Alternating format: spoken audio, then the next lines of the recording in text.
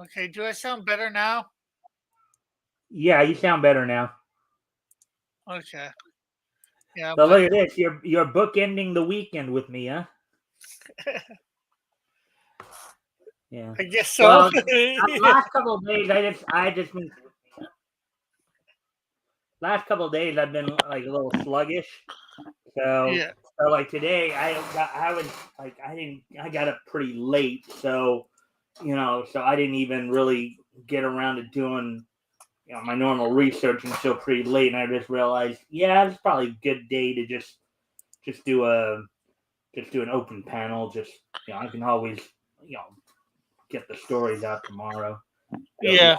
give it another day to build up. I mean, there were 3 stories on Bounding into Comics I could have done, but then I realized, I'm just, my head's not here yet. So I figure, Yeah. and since we didn't have one since RJ didn't have a open mic last night, I figured I might as well I could just probably do it. So he might be in here at some point. So Yeah. I think earlier he was doing a stream promote somebody.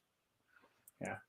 I, Well, he was on a couple of them. He was on Pop's stream this afternoon, because Pops had Chuck Dixon on, and they were uh, talking about it, and I popped in there for a little bit. No, from what I had heard, Chuck Dixon is a bit of a comics history buff. So I asked him, with the others, their impressions on the Wonder Man story, that we were talking about. And Pops seemed a little annoyed at me. Well, we're just focusing on Chuck. We're not doing any general, because I was because when I was sending out my invites, of course I was sent one out to Doc at Doc Blaylock, and he messaged me back that they were on a panel with Chuck Dixon, which I kind of was yeah. aware, because I knew there was an announcement on Pop's channel about that. And and he's telling me, well, he's fielding questions in the chat. So I think, oh, all right, maybe I'll go and see how I can start a conversation. And, Grant, Yeah. Pop didn't go off on me or anything like that, but in the messages, it's like, yeah, we're just focusing on Chuck Dixon. We're not, doing anything more generalized. Oh, what? Chuck Dixon can't answer that question. He's a fairly uh, Or the panel can. big. Well, part of the problem was they didn't know what I was talking about at first, and then I did clarify, and then I mentioned it out. Hey, I did clarify, and then so they they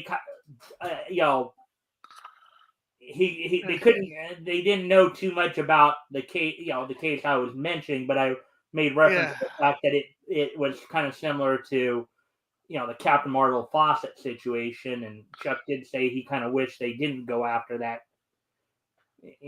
character. But Yeah. yeah, well, I mean, and I mentioned this on Friday too when we were talking about it. My impression is that they were trying to copyright an archetype, not just a character. Yeah.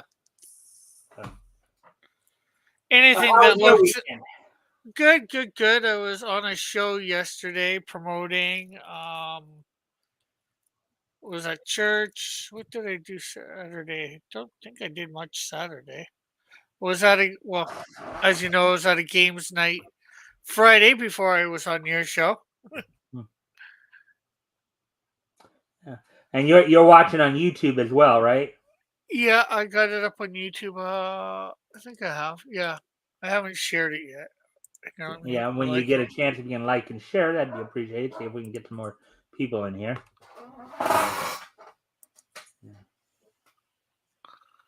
there we go. I liked and shared it on Twitter. Yeah.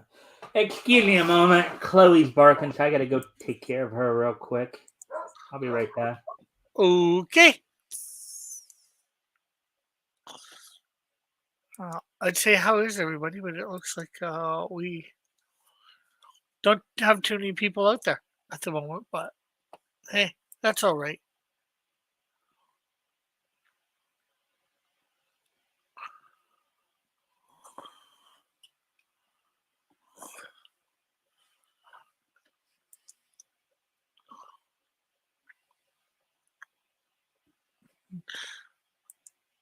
So, let's see.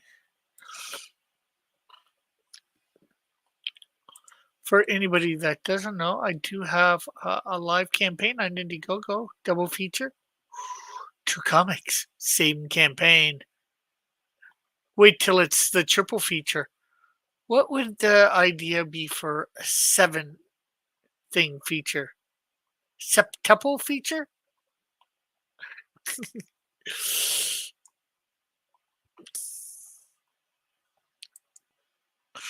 So I am here.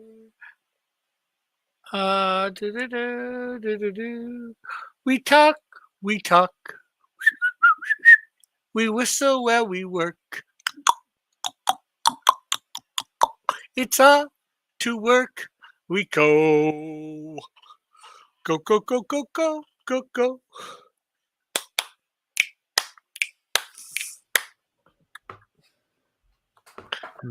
Trying to be a little entertaining. Even though it's just you and me right now. Oh no, I mean, yeah, but I mean when I was just by myself there. I mean, no idea. Well, you know that's what I do at the very beginning too. When I don't have a lot of people in here, I'll just start singing, cartoon ditties. Yeah. Whatever randomly pops into my head. Yeah. Oh, for me, it doesn't even have to be random cartoon ditties. It'll be random whatever. Nothing that makes sense. So you said you had gone on to promote your book on somebody's channel last night, huh? Well, yeah, Sunday afternoon. It was a British channel, a guy from Britain. What? Genuine Comics, and I actually got a couple sales from that. Just PDF stuff, but it brought me up a little bit more. So every little bit helps, right? Yeah. So you do anything else over the weekend here? Well, this weekend coming up, I am going away to northern Canada, to something like a con. There's some sort of festival in city in northern Canada, and on the Saturday there's a How far north are you talking about? Yukon territory or? Oh no, not that far north. Up by Sudbury. It's like 6 hours away driving. So more like in the northern part of Ontario than what you're talking about. Yeah, and not even the northern part. Just just a little bit more northern than me. Yeah. Well, okay. So what's your daily temperatures like there right now? Because I know it's summertime. So let's see. What is the weather here? Yeah, and I'm probably going to tell you in Celsius, so I might be able to convert it to Fahrenheit. It's probably similar to what you would have, I think. Well, I know. I actually do know the formula for the conversion. So Weather network. Let's see. So, let's see, Hamilton. Right now, it feels like 22 Celsius. 22 Celsius. So 22 times. Let's see. 22 plus 18. That's 40 plus 32. So that'd be about 72 degrees Fahrenheit. Yeah, and that's with it being, like 9 o'clock at night. Yeah. Oh wow! So you guys do get pretty warm up there. Then some. I'd figure.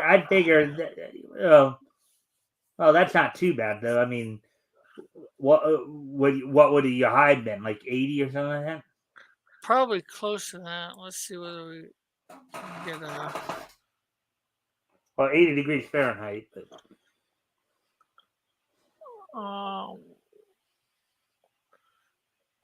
on Thursday during the day, it's supposed to go up to 29 Celsius.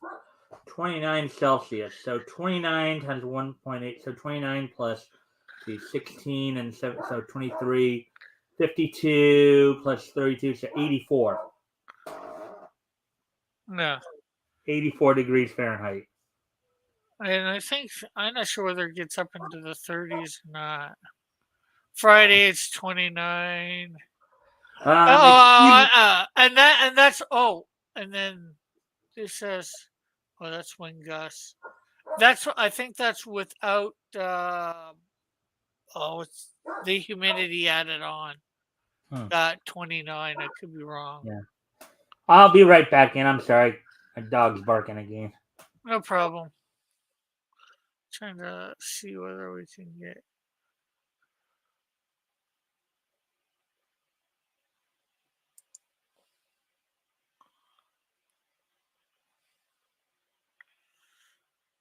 Oh, feels like.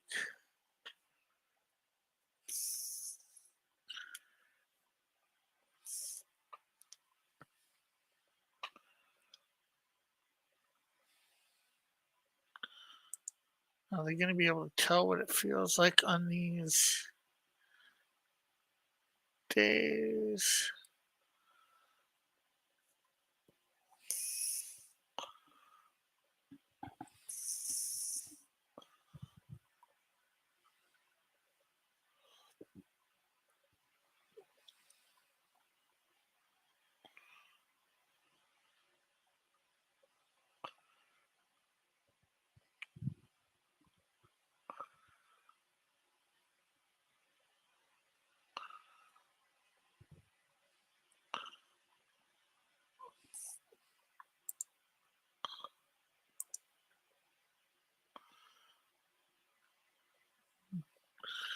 See whether we can change.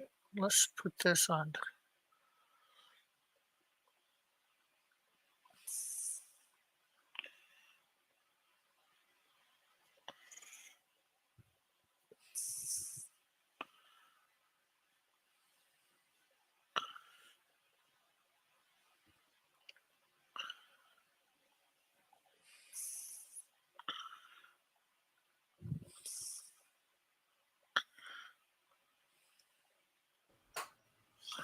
Alrighty then.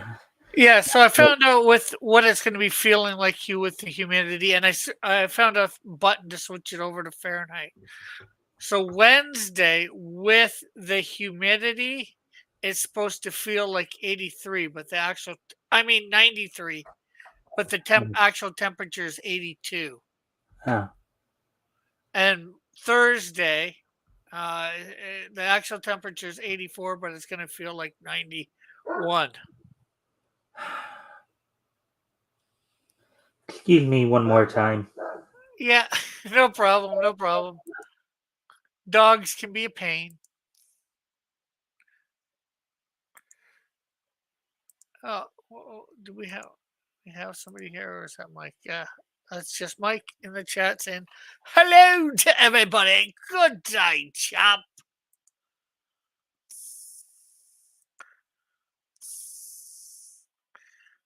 Jolly good day.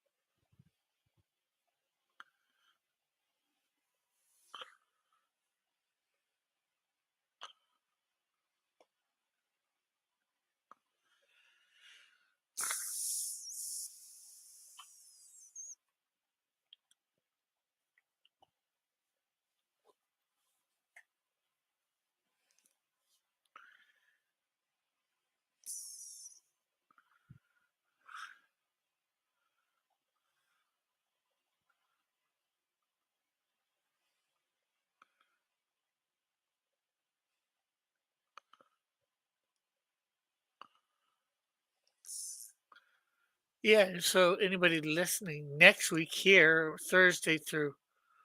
Hey, Action, how are you doing? Well, Action might know this. He's Canada and close to me. Next week, Tuesday through or Wednesday through Friday, with the humidity, and not humility. It's gonna feel like 97 degrees here in Hamilton.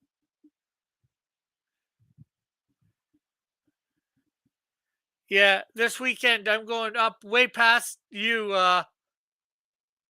Action. I'm going up to Sudbury area on the Thursday. For Thursday, Friday, Saturday, coming back Sunday afternoon, late afternoon. And the reason I'm just talking about the temperatures, Mike got on. What about what the temperature is here?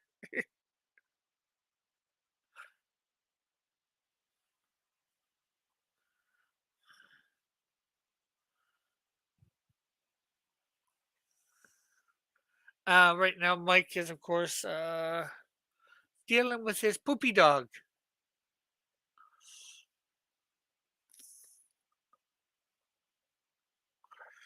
Um, Hey, Toys, I see you're here. I sent you the link if you want to come in and join us. oh yeah, and Mike, next Wednesday, not like to like a couple days, but a week from now, Wednesday through Friday, it's gonna feel like 97 with the humidity here in Oh, where Hamilton. you're at? Yeah. Okay, I figured since it was up northern, wasn't gonna it doesn't get that hot, but Well, you got to remember where I live. Technically, 10 states. There's like 10 states that are more. I'm more south than like 10 of the states, uh,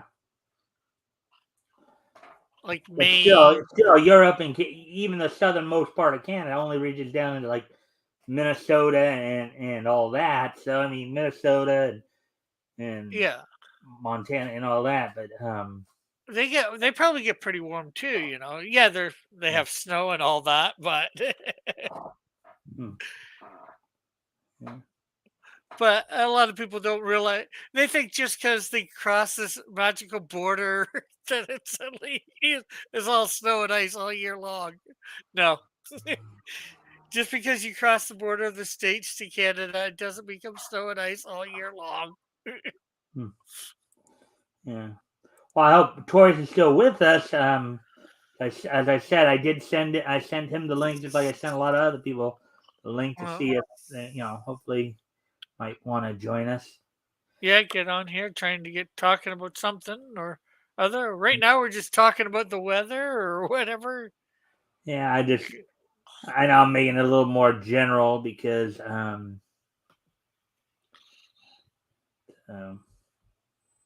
Yeah, it's an open panel, right? yeah, I mean, I still try to keep it more towards niche, but figure Yeah, until more people get in here, that's why I haven't really started talking about anything more like seriously niche or have you.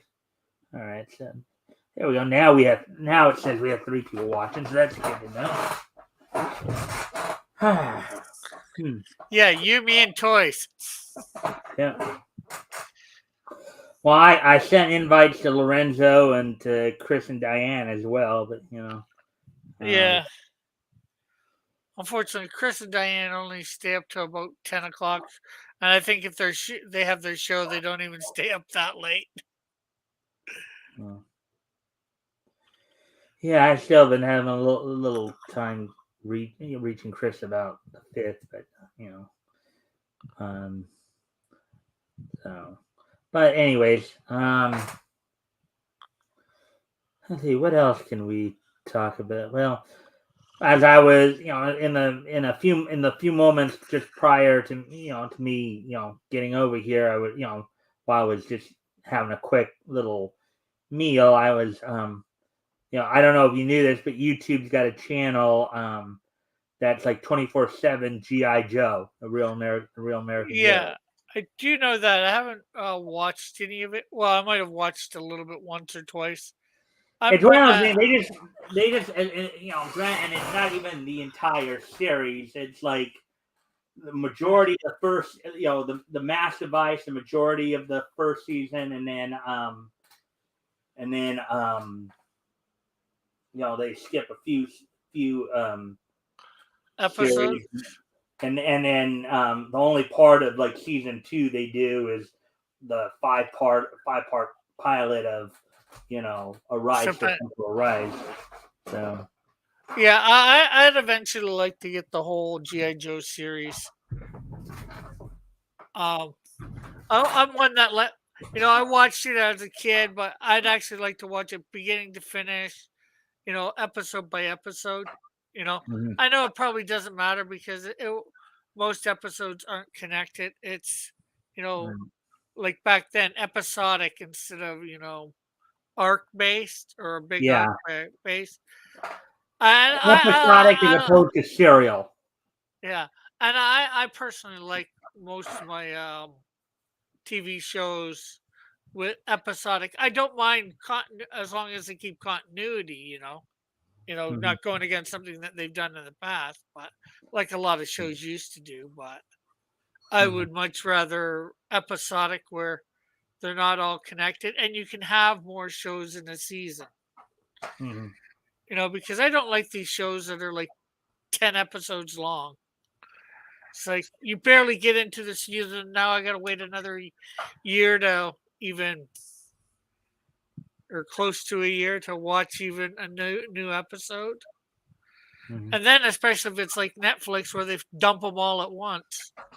And I've Well, watched them like we're up to 4 people now watching, where so that's cool. where I watch, if they dump 10 episodes in one day, like I'll watch that in like a day and a half, two max. And then it's like, okay, now I gotta wait a year for this. Yeah. What are you like on watch? Do you like the more episodical arc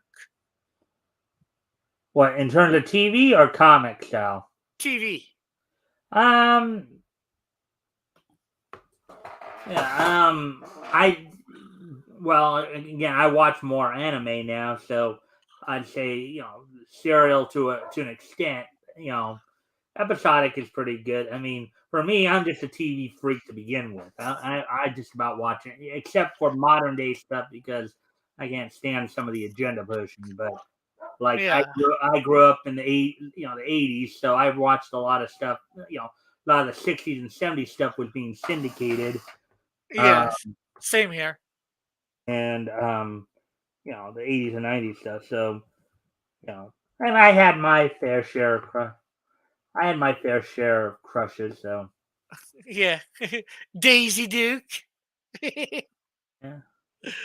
Well, for me, Charlie. some of them included. Well, I had my fair share of crushes on some cartoon girl ladies like Wilma and Betty. Yeah, Um, but Wonder Woman, of course, and then yeah, in terms of life, let's see, I think Linda Lavin was somebody I was into a little bit. You yeah. know, so Soleil Moon Frye. You know, um, Yeah, I was definitely into Wonder Woman, the Bionic Woman. Probably some. Well, I really like Betty Cooper of Archie comics and Veronica. yeah, you told me. Yeah, So I can get having a crush on the cartoon ones too. yeah. Oh, that's hmm. Let's see now. So, what else can we? Let's see. Um, and Anybody? I do want to talk more about like what we covered on Friday, but I want to wait till some more people get in. I'm hoping that maybe RJ will come in soon and so we can get his take on some of that as well on the Wonder Man stuff. But I want to wait till we have more panelists before I really get in dive into that. Yeah. Um, you know.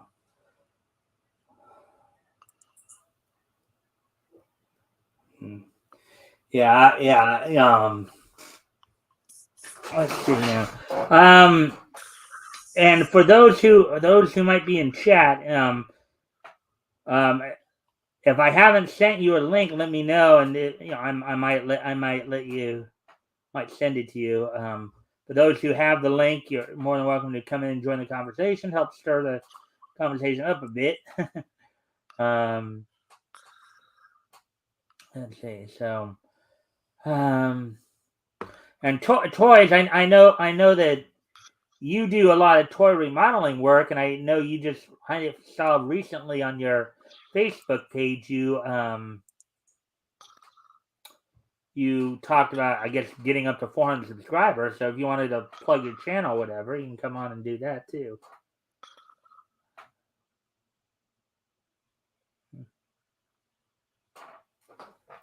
Punky Brewster, you know that you're here with me.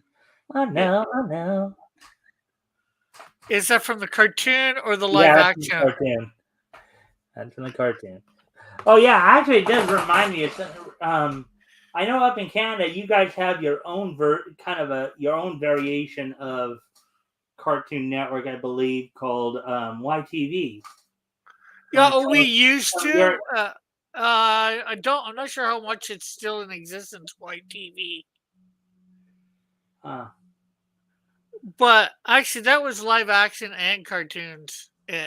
For stuff. it was kind of a kid stage. It was, I guess, Yeah, in some ways, it was it was probably a little bit more like Nickelodeon than actually Cartoon Network. But yeah, I know that they had a lot, like, what I understand, they had Inuyasha on there. They had some of the same, like, classic animes that we'd have on Cartoon Network and Toonami here in the States. yeah. YTV might still be in existence. I'm not sure. I haven't had cable in years, so I don't know. I'm not sure whether you used to be able to get it without TV or YTV Canada. Or are you looking it up? Yeah. Okay, because I was just about to look it up myself here. Uh, I've got to go off camera just for a moment because I got to look outside real quick. Just okay. Yeah, it looks like this. It's no longer gone. Launched 33 years ago, 1988. Is it still going?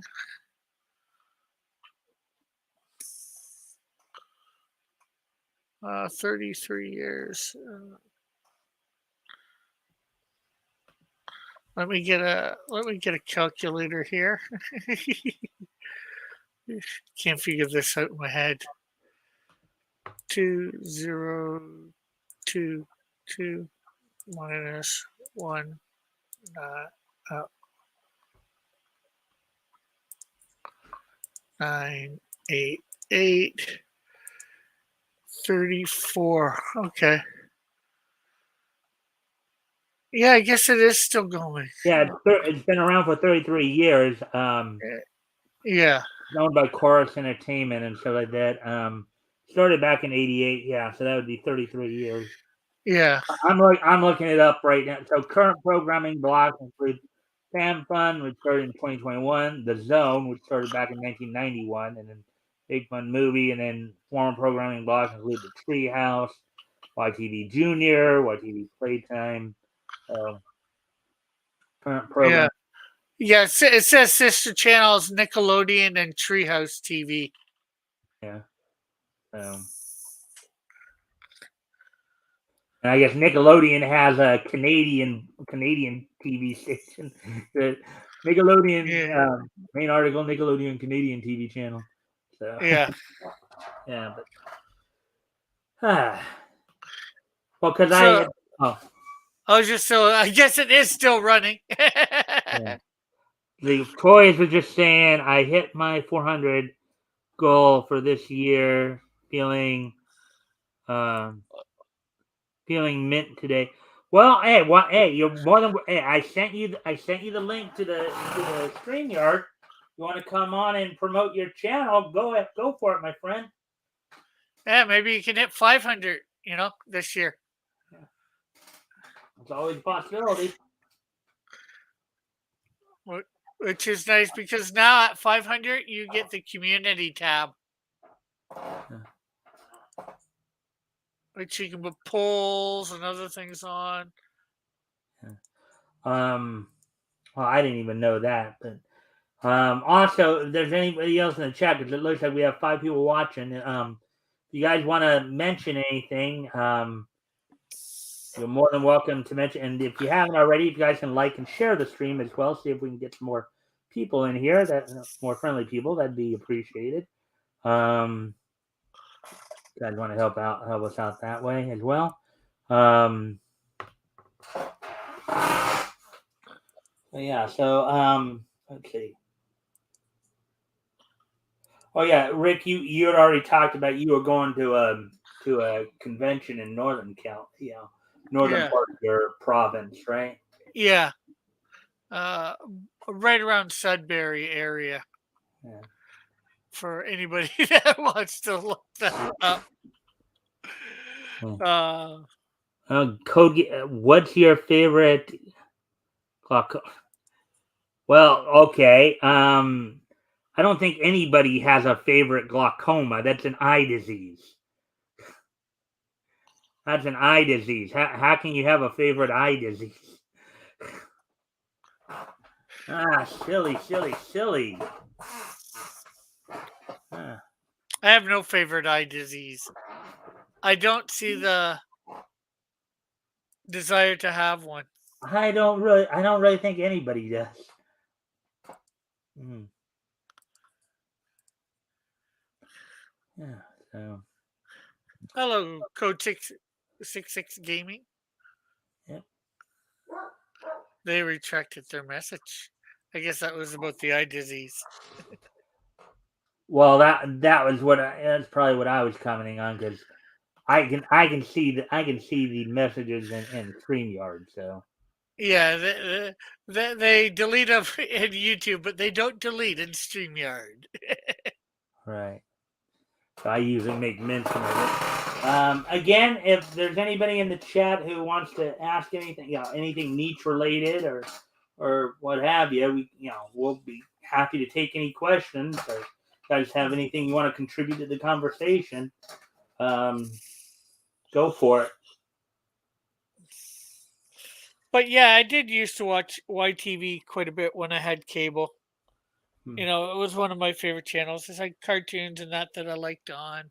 Like X-Men, Spider-Man. Yeah. Good one. Why are pirates so awesome? Why are pirates so awesome? Because they're. No. Why are pirates so awesome? Because they are. Rick, you did that better than I could. Props to Rick there. Let's see. Yeah.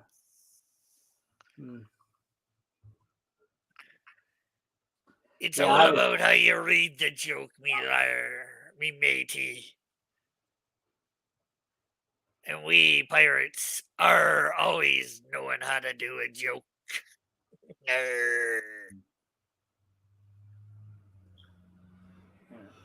Funimation voice actress. What's our favorite Funimation voice actress? What's your favorite Funimation? I don't know if I have a favorite one. Now, Rick, I don't know if you'll mind. Hey, Jason, how you doing, man? Long time no see. I haven't seen you on in a while, my friend. Funimation shows. I'm not even sure for sure all the different. Well, Rick, Funimation. That's the company that Vic Mignogna used to work for. That's the company that fired him over because some other Funimation voice actors and actresses, namely Monica Rial and Jimmy Markey, accused him of being a pervert. Yeah, I just looked up Funimation shows and I'm looking through them. They look like all basically anime. Well, yeah, anime. Okay, yeah, they're anime. Probably some of the most well-known ones that you probably would have maybe heard of at least or watched would have been like Dragon Ball, the Dragon Ball franchise. I never watched Dragon Ball, but I see Astro Boy's on there. I watched that. Yu Yu Hakusho, Yu Yu Hakusho, and Full Metal Alchemist. I watched a little bit of Full Metal Alchemist, but not a lot. Well, Vic Mignogna was the voice of Edward Elric in it. The English voice for Elric. So trying to see if there's any other besides Astro Boy. Well, they may have the distribution rights to Astro Boy now, because I don't think they ever actually dubbed Astro Boy.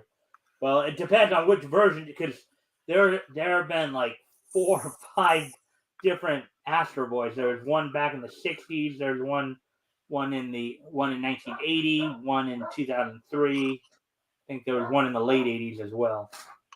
Yeah, I remember one growing up, so probably '70s or '80s. Oh, the Herculoids were a favorite. Yeah, that's a classic one. Opinion on Kakegurui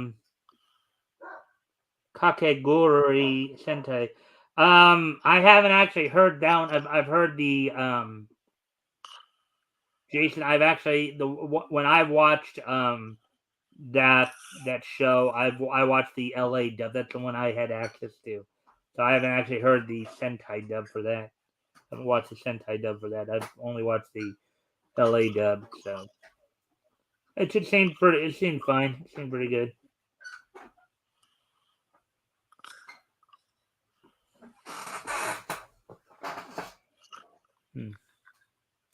Yeah, Rick, you don't really watch much anime, do you?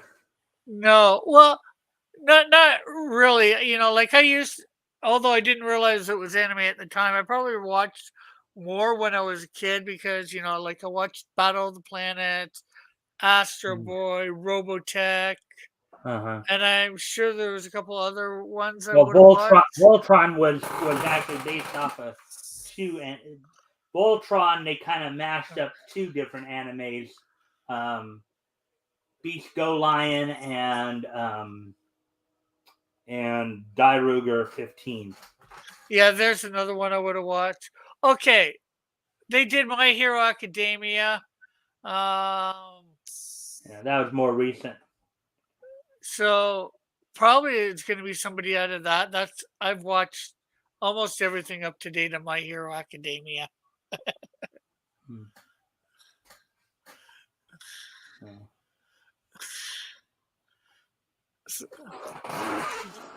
And I don't know any of the actors or actresses' names or voice actors from it. So. Oh, Getter Robo, I've heard of that one. That's the next one. Yeah.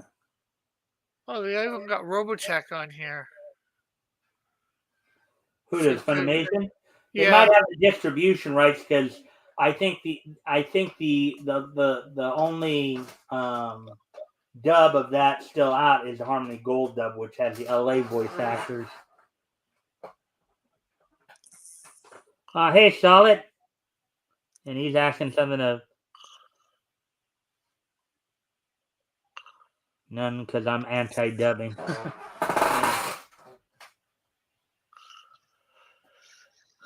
I'm just pro dubbing because I can't read fast enough for the. Right, I'm kind of the same way. I can't read those. And I don't want to have to sit there and stop every 2 seconds to read. I mean, the Japanese voices are nice and sweet and stuff like that, but it's kind of like, okay, you can't lose yourself in the story if you got to sit there and every 2 seconds, pause, read, to read, pause, yeah, read, pause, read. It's like, yeah. That's the only reason I'm pro dubbing. Yeah, because otherwise I can't read fast enough, and I don't know Japanese or Chinese or whatever language they're in. So Jason's saying I prefer Japanese subtitles, and then Solid's replying, "Good, good man." Yeah, you guys know I've been actually doing, during the week, Monday to Thursday, I've been doing a little more anime stories too. There, few come out recently, like about, like I don't like for those who are like for the anime fans in the chat there. I don't know if you guys have been hearing that, they've been coming out with Spy Family lately. I haven't watched it myself yet. What about animes that never It does. Well, we just miss out. We just, I Yeah. guess, miss out on those. Unfortunately, I haven't got into a lot of them. I would probably like to. I started watching. I gotta find more episodes of it, but I did start watching One Punch Man a few weeks ago. I got through the first or second episode, and that's about it at the moment. I liked what I saw. Hmm. You know, I Yeah. know there's lots of out there enemies. Lots of people would recommend. Hey Hunter, how are you? Yeah. Hey, Herman P. Hunter. Yo. So I didn't get to say hi back fast enough there. I saw that you were in here. Let's see. I've seen Herman P. Hunter on a few, like on, I think Yeah, maybe Pops, or well, even yeah, on Chris's maybe, but yeah. He's been on Chris's. He's been on mine, although he usually goes by a different name on mine. huh, And I know he doesn't care if I say it, but he goes by Jeff Potts as well. So huh. And then Code 666 Rinni by Rumiko Takahashi. That's a manga artist, basically, yeah. who they're talking about, Rumiko Takahashi. I believe she. I'm not completely sure if I got this right, but I think Rumiko Takahashi is one of the ones who did Inuyasha. I can't be sure on that. Now, a few years ago, I was drawing up anime characters a lot, anime slash manga characters a lot on my channel, but I've been focusing more on my own stuff lately. So Hmm.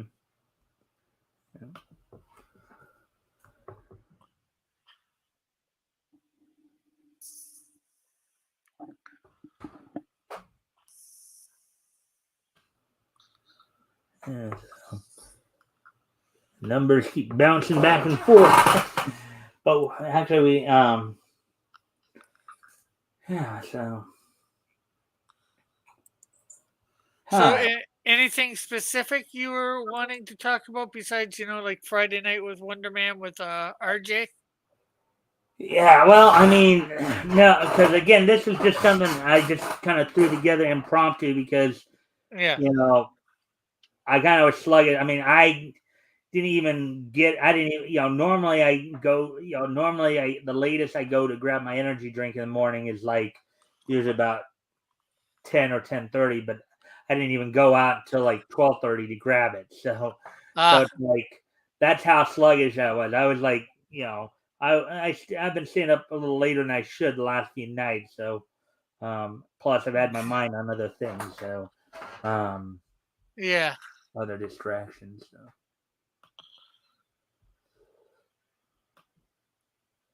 but I'm gonna like this. I'm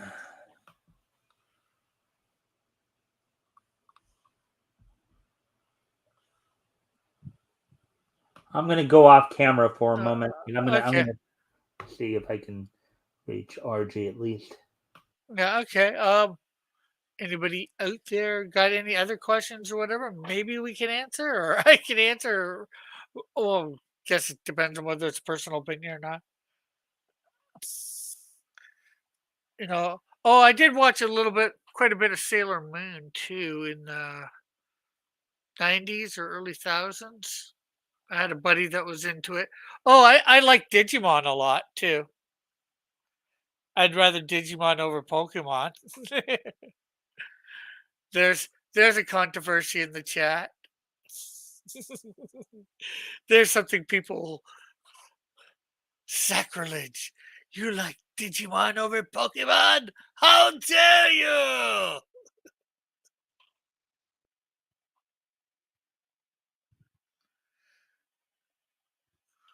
Although Pokemon seems to got more love than Digimon. Although, and I've only seen the first like 2 seasons of Digimon, and then I sort of lost it. Unfortunately, I should go back and try and get all the seasons of Digimon. Watch them.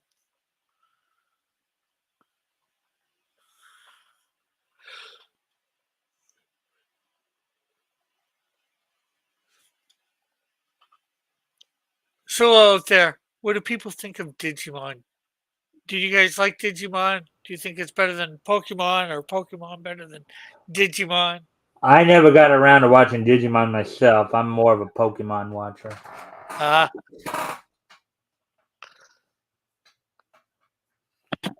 In fact, I'm currently rewatching the whole series right now as part of my programming blocks. I'm like right now we're in the Battle Frontier arc, the first arc that was dubbed by TPCI, Pokemon Company.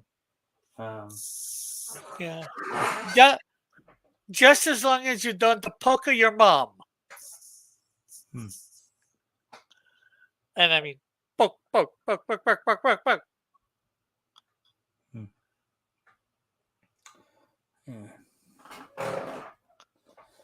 yeah. Yeah, I just tried to call RJ on the messenger, but wouldn't pick up.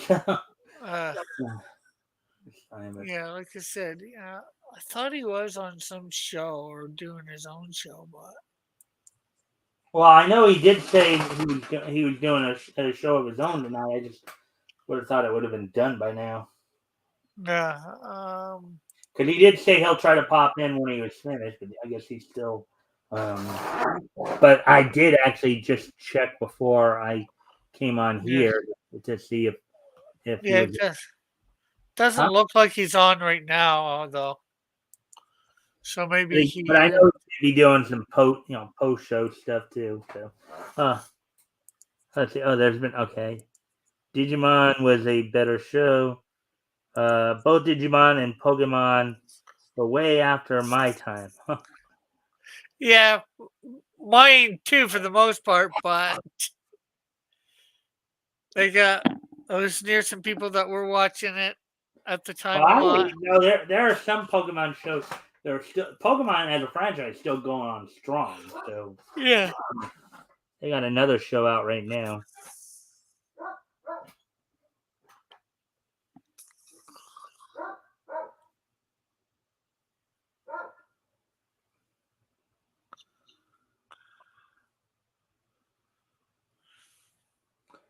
Yeah. So. Do, do, do. Let's see. What else can we talk Okay. about? Okay, later, toys. Goodbye, folks. Take care. All right. See you later, toys. Later, toys.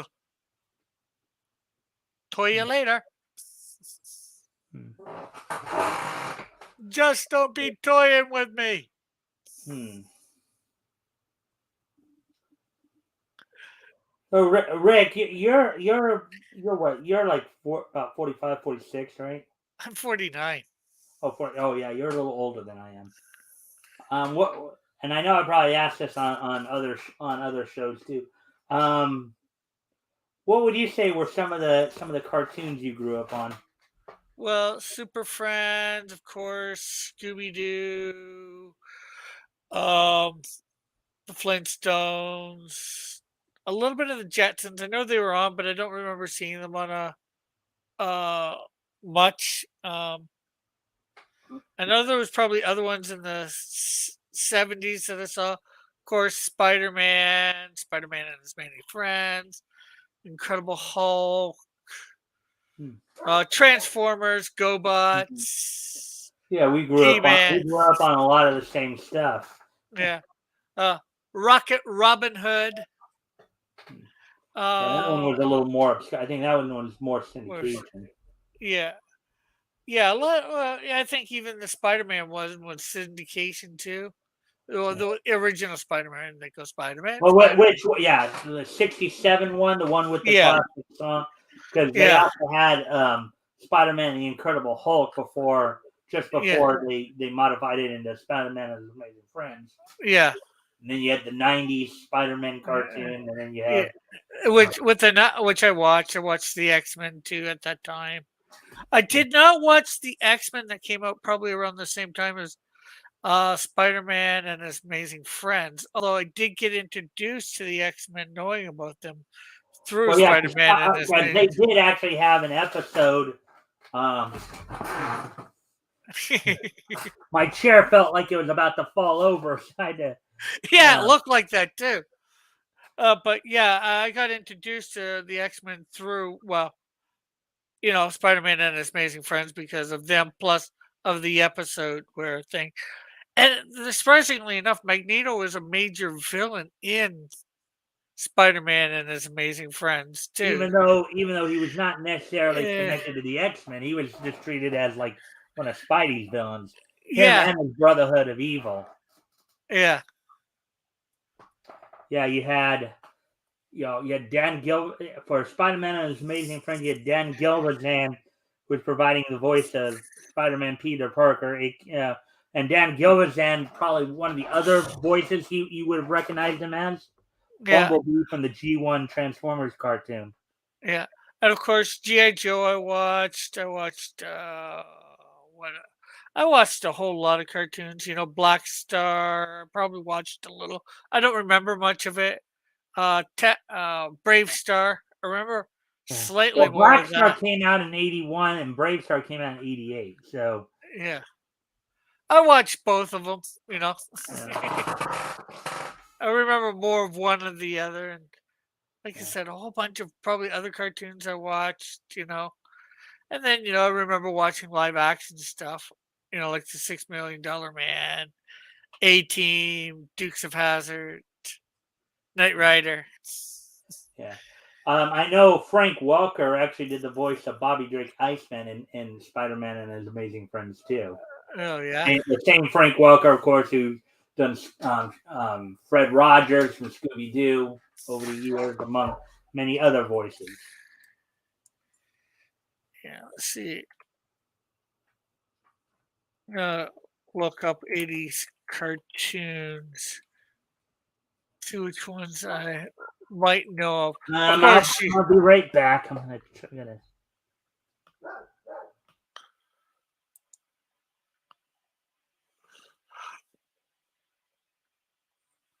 oh yeah, Gem.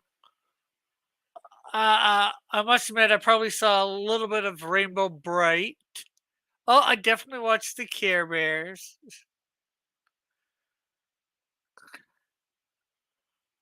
I think I caught a little bit of My Little Pony, but never really watched it. And Denver, the Last Dinosaur. Heathcliff, I watched that.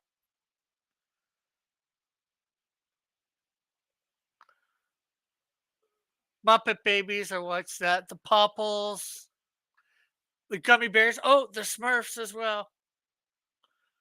Caught a little bit of Strawberry Shortcake here and there. Watched Chip and Dale Rescue Rangers, Ducktales, oh, Fraggle Rock, Alf, Captain N, The Adventures of Teddy Ruxpin, Ewoks, yeah, The Real Ghostbusters.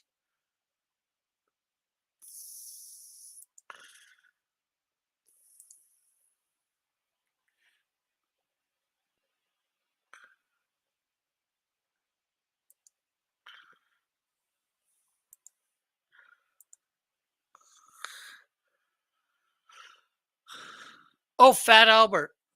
I watched Fat Albert. That was probably more 70s. I caught a little bit of Beetlejuice episodes, and then Alvin and the Chipmunks. Oh, Dungeons and Dragons. My Pet Monster. My Pet Monster. A monster of a friend. Thundercats. I forgot about that. Oh, of course, Teenage Mutant Ninja Turtles. Teenage Mutant Ninja Turtles. Turtles in a half shell. Turtle power. Oh, Mask. Yeah, watch that. Centurions. I watched that.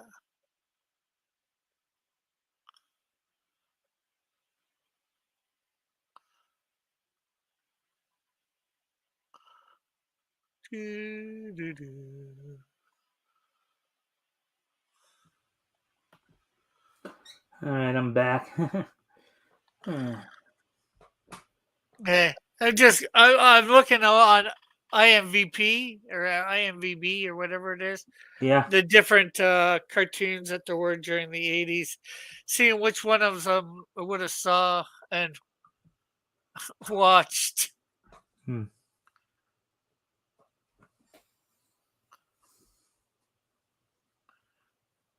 and remembering. Yeah, there was a lot of cartoons. Is there still this many cartoons nowadays? I don't think so. I don't think they have this many cartoons for the, just Well, things have changed too. I mean, because you know, when we were growing, I don't know if it was the same up in Canada as here, but basically, your TV season would start in around the time school starts. So here in the states, that would usually be September.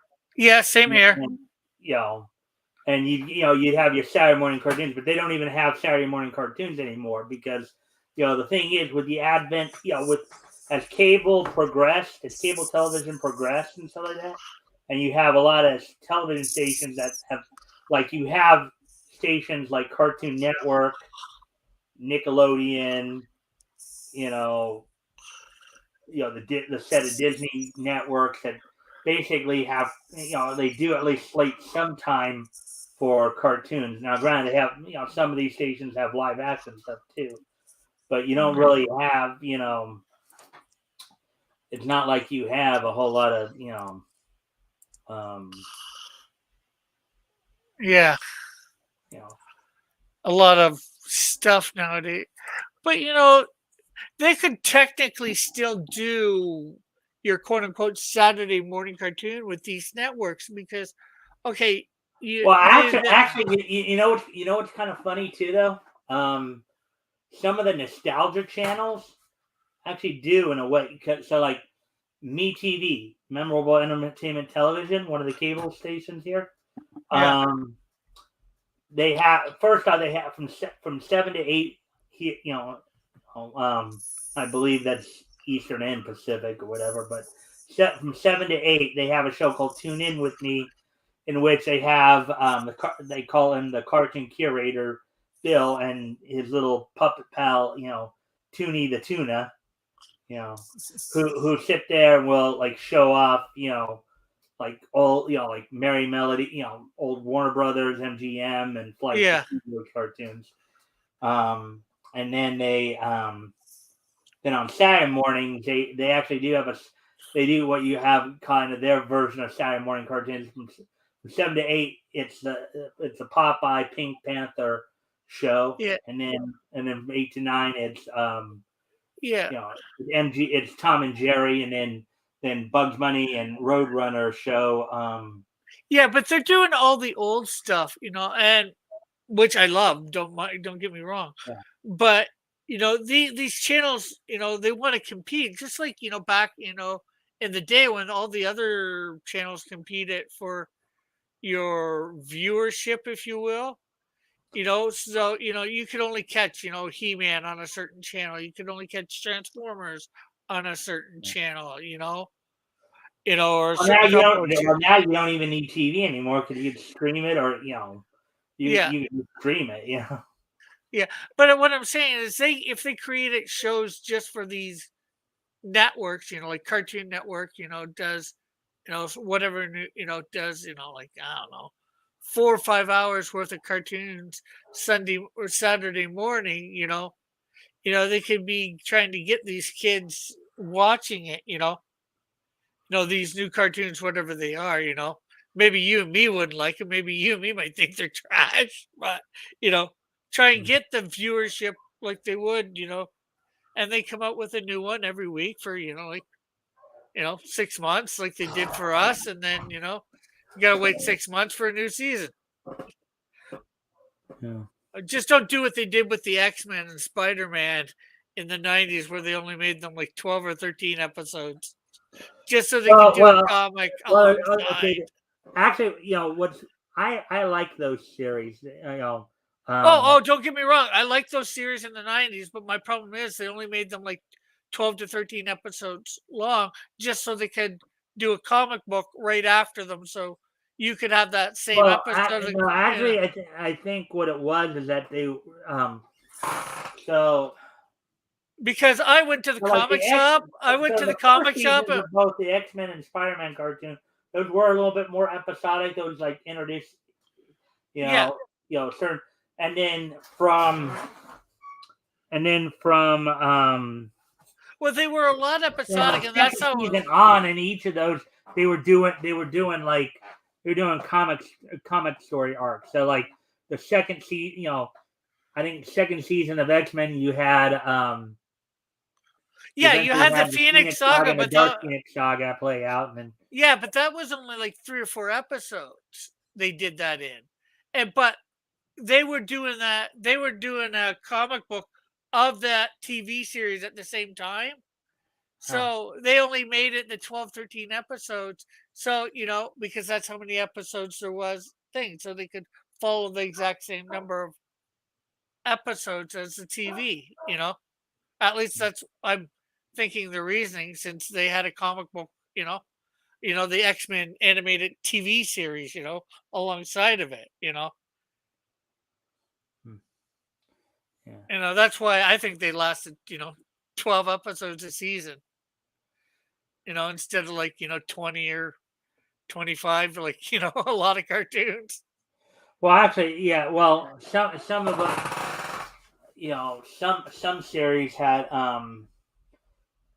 Well, you have to remember too. Part of the reason too that they only had 12 or 13 episodes a season, was because they were doing it as a Saturday morning cartoon. Yeah, but even if you go back So, to regular most Saturday, of the stuff Saturday morning, you see, most of the first run stuff for Saturday mornings, what they did was they premiere in September.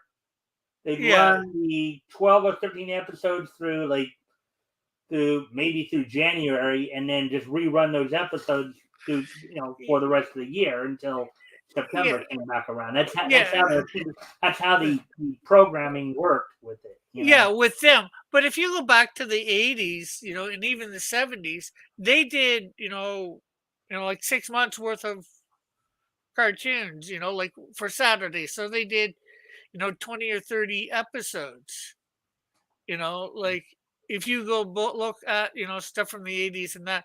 Now, I'd just say He-Man, but that's totally different because they did that for 5 days a week, Yeah. for like 6 months. So, they had Well, like, He-Man was He-Man, She-Ra, Transformers, G.I. Joe. Those cartoons, in particular, and cartoons like those, were considered first run syndication.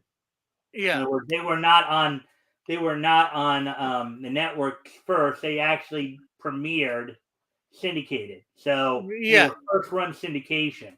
Yeah, and they did those. I know for He-Man, at least He-Man and She-Ra, they did those so they would run every day after school. So they were Right. doing 5 episodes a week for Well, yeah, and if I don't you know. remember too, now I think this is across the board with a lot of Funimation or a lot of Filmation stuff. But if you remember too, with He-Man and She-Ra, they also had the PSAs at the end of the show. Yeah, Usually on He-Man they'd have Orko and then one of the other like adult yeah, characters. Sometimes even Attack Track, which is technically more of a a living, vehicle. living vehicle. And Or then they did. They have. on She-Ra they had Uh, Lookie. yeah, that you had to try and find during the episode.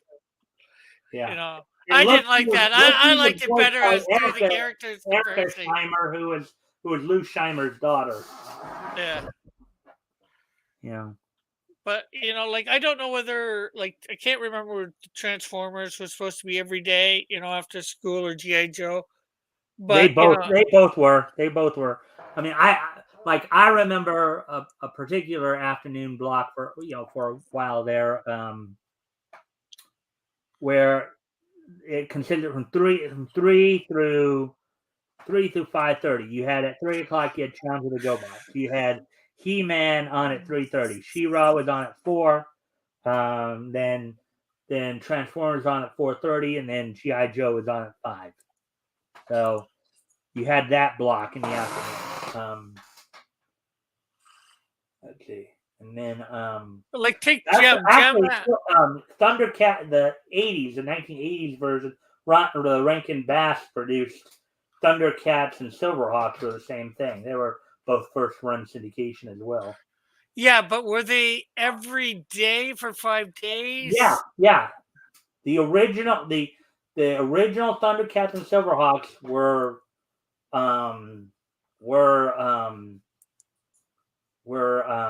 5 days a week. Okay. Well, I just know I heard that was for He-Man, and that was the first of the shows to do something like that. Yeah. So I didn't know whether any other ones followed up or not. So, you know, Yeah, I got an idea here. like say Gem and the Holograms. You know, they lasted. Now, Their first 2 seasons were 26 episodes and 27, and then they were like once a week. yeah. Usually Um, on a Saturday or Sunday morning. and like Care Bears. I'm not sure how many Care Bear episodes there were. But they did this thing. It was once a week. There was 20 or 30 episodes. That's what I'm talking about. A lot of these shows had 20 or 30 episodes going once a week. Yeah, you get He-Man with like 60 episodes for 5 days a week or whatever it was. Which was hard for them to keep up. Yeah. Compared to X-Men in the 90s that had like 12 episodes. And I grew up watching, shows that had like 20 or 30 episodes a season. So I was used to, oh, okay, there's no summer of new stuff. And then, you know, a new season started in September, like you said. Yeah. And, maybe December you wouldn't have some stuff or whatever because of, Christmas. Yeah. 1908, according. So I'm looking up some things. I'm trying to look up some of the syndicated shows that were starting in 1980 here. In fact, I'll just share the screen with you, and you can follow along with me that way.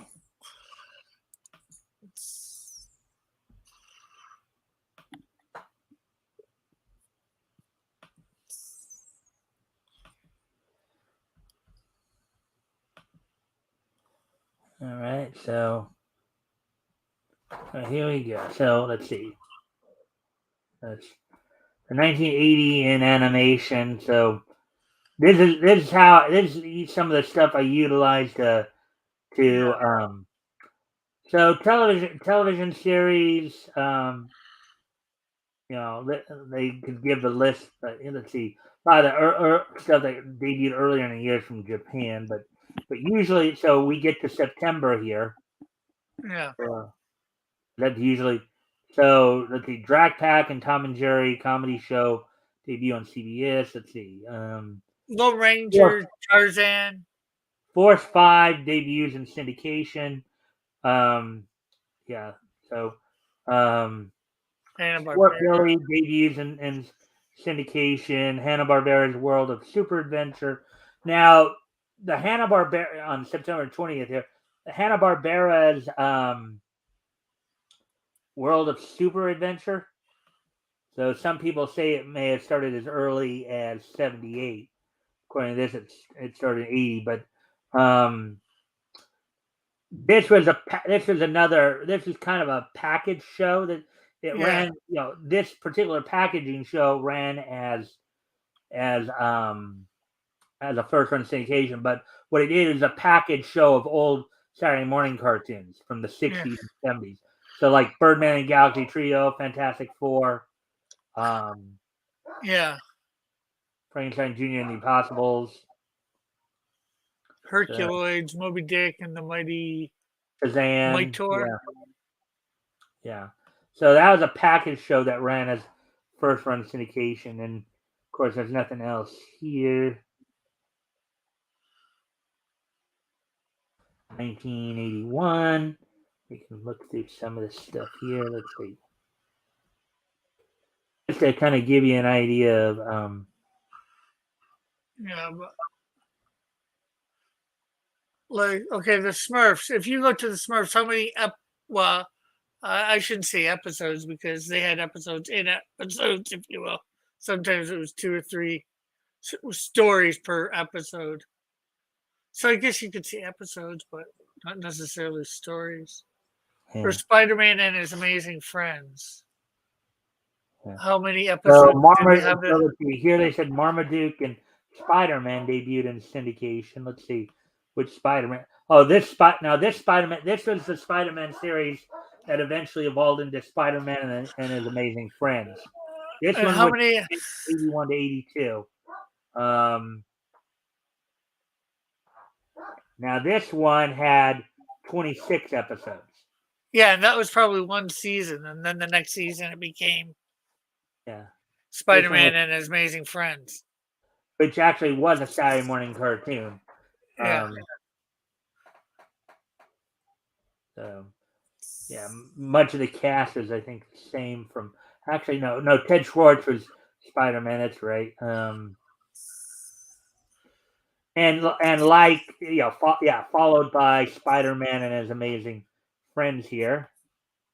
And you notice its similarity in terms of the opening there yeah.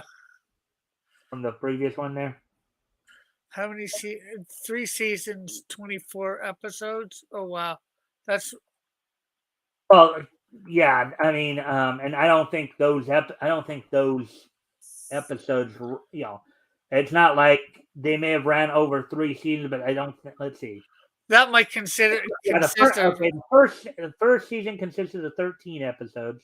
The second 3 and the third 8. No, that's what killed it because it went down. Well, especially second season, only 3 episodes, and then 8. Well, Yeah. I think the second season. I think I know what may have. I think I know what may have hurt them that second season. A If writer's I remember strike. correctly, in late 1981, there was a screenwriters strike, Yeah, and there were a number of shows that at the end of 81 and 82 were kind of handcuffed because of that writer's strike. yeah. According to this, let's see. So season 1 for Spider-Man and His Amazing Friends ran from September 12th, 1981 to September 5th, 1981. Season 2 ran from September 18th, 1982 to October 2nd, 1982, and then September 17th to November 5th for the third season. Let's see. Yeah. This season features the origins of all 3 of the Spider Friends. So they basically made the 3 episodes for season 2 was basically all the origin stories, Yeah. and it's kind of funny because the origin of the Iceman and Firestar is Born, those are also stories that were interrelated with The X-Men. X-Men. So um note here, what was that?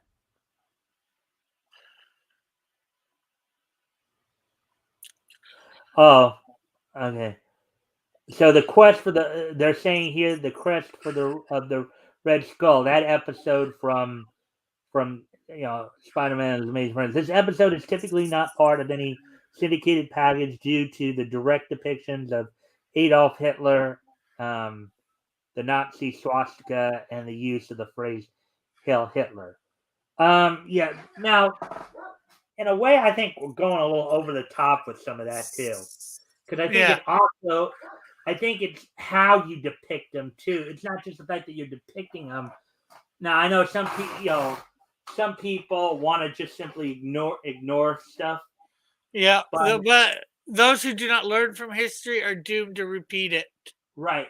And in this case, I don't. If they're doing this because they're afraid of the SJW backlash, is stupid. Because here they're actually depicting it in its more correct form. They're depicting Nazism as evil. Yeah. Okay. Um. They're Now, actually that was back in the '80s. I'm not sure whether that was back in the '80s they did that or yeah. later. That episode was back in 1981.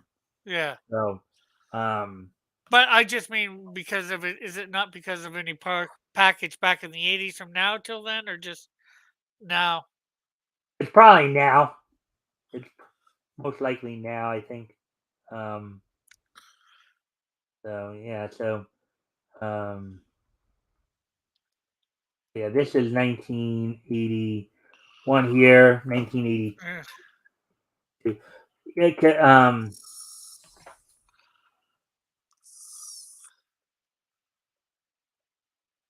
And those all Yeah, film. if you have the writer's strike, you're probably not going to see a lot here. Yeah. Not a Um, lot, especially not a lot of new stuff. well, Sankoshi debuts in syndicate. Well, that must have been in Japanese syndication because, yeah, some of these Japanese titles are they say in syndication. It probably means they weren't aired on any of the major networks in Oh, Japan. Gilligan's Planet. Gilligan's Planet, Meatball and Spaghetti, and Pandemonium debut on CBS. Um, The Short Tales Incredible of Hulk. Flintstone. Yeah, the Incredible Hulk, the 1982 series. That was of course. And then what they did was they put Spider-Man, the 1981 Spider-Man, the 1982 Incredible Hulk, and then also Spider-Man and his Amazing Friend all together as a package deal. How long did that Incredible Hulk last? I'm not sure. Let's see. The series ran for 13 episodes on NBC in 1982, part of the combined hour of Spider-Man and his Amazing Friends as the Incredible Hulk Yeah, and the Amazing Spider-Man. So that was part of that was a part of another kind of package deal. and he only got 13 episodes as well. Yeah, but that happened in the same time period as Yeah, the amazing Spider-Man is amazing. Oh, yeah, I think I know of another reason why. Let's see. This was the second Hulk animated series in 1980. Appeared in 13 7-minute segments. Yeah, the Spidey Goes Hollywood episode, Spider-Man and His Amazing Friends, first broadcast late 1980, served as something of a backdoor pilot for the Incredible Hulk, as it guest starred the version of Bruce Banner, the Hulk that would later be featured in the series. So, yeah. I remember that episode or episodes. so yeah. So I mean, just um, yeah. So I'm just looking more for some of the more syndicated stuff. Yeah, but this some of the stuff that lasts, that they put out for 13 episodes, it doesn't, or 12, 13 episodes, doesn't seem to last long unless they make it somehow. Yeah, but well, they must have been running 2 or 3 of those episodes a week. A week or 2 or 3 segments of those a week because 13 episodes from like the third week of September to the second week of October. That's only like 5 weeks right there. Must have been doing like 2 episodes of. Let's see. Well, they would have got to like Christmas. That's like 2.5 months. Yeah. Because 10 weeks is usually what summer is. Well, the thing is though, is that end date was the last first run episode is what they're talking about. Yeah, I That get said that. September to October 8th. October 8th would have been like the last first Yeah, run episode. yeah. Well, 3 episodes. For the second season, For the Spider-Man. Spider-Man and Amazing Friends. Yeah, yeah.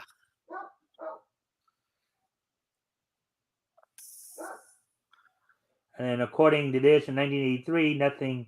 Oh wait, those were probably movies. Let me see. Those even TV series or were those? Oh, We those are did. television. There's TV series. The Dukes. Yeah, that wasn't too bad. The Dukes. Oh, The okay. Littles. That was good. Yeah. Donald Duck presents on the debuts on the Disney Channel September 10th. You see. Oh, Inspector Gadget was good too. Yeah. Yeah. Mr. Inspector T. Gadget debuts in syndicate. That was syndication. And G.I. Joe, A Real American Hero, debuts in syndication here in 1983. So, yeah, we'll go and see syndicated show here. So, yeah, How many episodes does that have? trying Uh, to see. two. 95 episodes for 2 seasons. Yeah. So, 95 divided by 2. Well, okay, so you had the miniseries first, the Mass Device. So that ran in like the first the I guess it would be, let's see, it would have been like the second week of 1983. Miniseries number 2, which came out in 84. This is the Revenge of Cobra, and then the first official season of GI Joe actually started in 1980. So 83 and 84 were just the miniseries. Those were comprised, those were 5 episodes each, yeah. like 10 episodes right there. And then 1985 was the first actual official season, which of course ran 5 nights a week, 5 days a week. Let's see, the first season here. Let's see, the first season was 55 episodes. First official season of GI Joe, and then the second official season, which aired in 1986, that was the one with Serpento. They started off with the So it should mini. be 30, I think. Uh, I think that might have run every week, though, not every day. With No, this one was 30 episodes, but this was a daily series, and then they just reran. does it say it at the top somewhere, or of Yeah. this page or the other page? I know it says Well, all you have to do syndicate. is just okay. So here you have, Yeah. so Okay. see where it says original air date here. Yeah. September 12th, 1983, September 13th, 1983, so then 14th, 15th, 16th, 1983. Okay. Basically, it was a daily show. It was Okay. Yeah. That's so. Yeah, you're right. so the ones that were first run syndicated, like now what I remember, I don't remember the exact number, but from what I remember of those, what I remember of the first, of the first run syndications is, I think in order to, I don't know, but they had to have like, I think they had to have like 52 or 65 episodes for some reason, you know, to get this. I think they had to have actually 65, because 65, 13 weeks worth of episodes basically. Because they were expected to run, first run syndicated, they were expected to run 5 days a week. So, Yeah. so a lot of I know that like He-Man ran 2 seasons for like 65 episodes each, 130, and then She-Ra had 2 seasons, but they had 65 episodes for 1 season, and then only like 26 for the second season. Although I think they used Secret of the Sword for like 5 episodes. Yeah. Yeah, well, some of these used, 5 of the episodes. Yeah, see here in 1983, September 26th, He-Man and the Master of the Universe debuts in syndication here. Yeah. You see, there's another syndicated show. As I said, 130 episodes right there. Yeah, I know that's got a lot. Yeah. You know, so but syndicated shows, I think syndicated shows actually had to be like 65. I think that was part of the contract. I don't fully understand why, but I don't know. I've heard people talk about it before. I just don't remember what the reasoning was behind it. Let's see. Yeah. All right, so come down. So this is 1984. We're looking at now, of course. Heathcliff debuts in syndication. Challenge of the GoBots, as I mentioned, debuts in syndication. Let's Oh, see. they don't show all these shows on the 80s cartoons on the IMB. Snorks, I remember those. I remember watching that.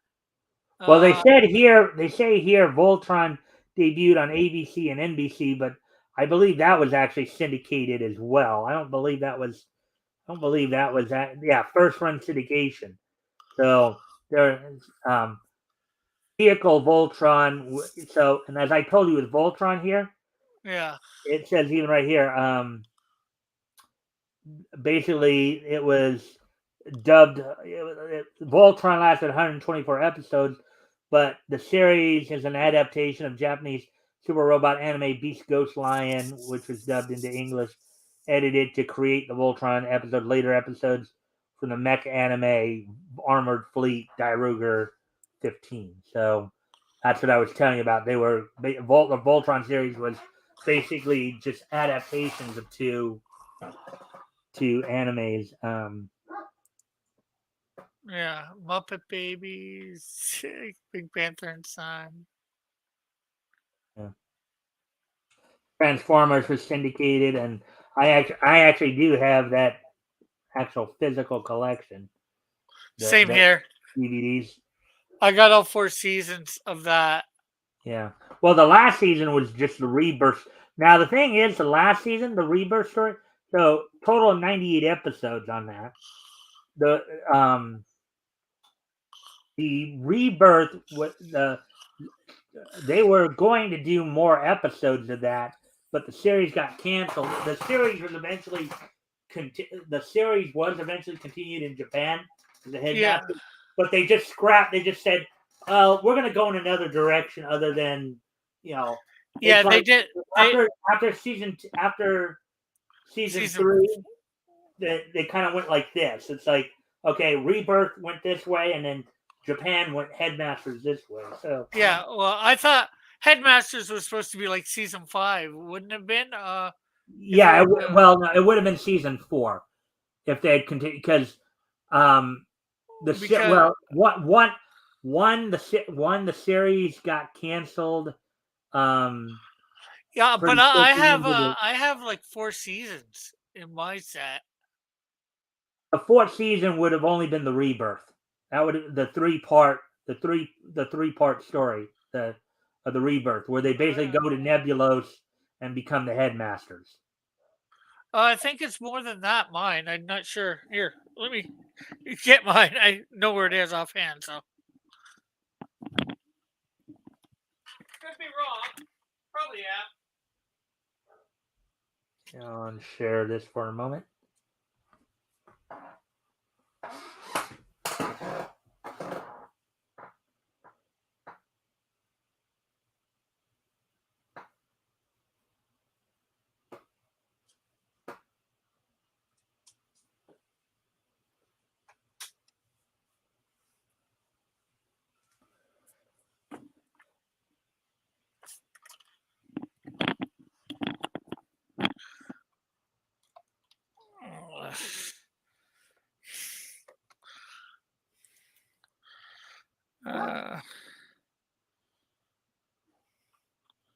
Seasons 3 and 4 on 2 discs.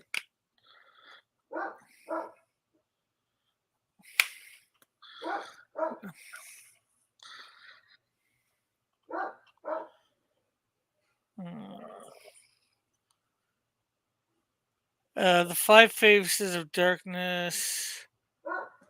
That was from season 3.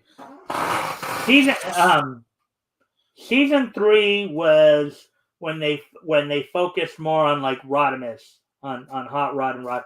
season 3 was following Transformers the movie, Yeah. and they were focused. And Optimus had passed the matrix of leadership onto Rodimus, focused more on like Rodimus and Ultra Magnus, Cup Springer. Basically it was 20 years in the future from the first 2 seasons. Yeah, which I think is what really killed it. Transformers as a TV series, anyways. At least at that time. I liked the movie and all. Mm-hmm. Okay. I have. Well, what may have killed it was there. You see, what happened in the movie is that they killed off Optimus Prime, Yeah. and that's what really killed it, because what happened, what there was such a backlash to that. And my theory was, the reason was because, in a way, for a lot of kids who were probably growing up watching Transformers at the time, Yeah. my personal belief is that Optimus Prime, in a way, served as almost like a surrogate father figure. I mean, you saw in the show he was depicted more, not just with his own troops either, but even at times with Spike too. He was kind of like a father figure. People looked at him not just as a leader, but as almost like a father figure, particularly the younger Autobots and the younger humans. Yeah. And when they and when they killed him off, it's kind of got the same effect. Like, you're killing off our dad, basically. Yeah. And then they did bring him back at the end. Well, because of the backlash, they brought him back at the end of season 3. That was like the return of Optimus Prime. That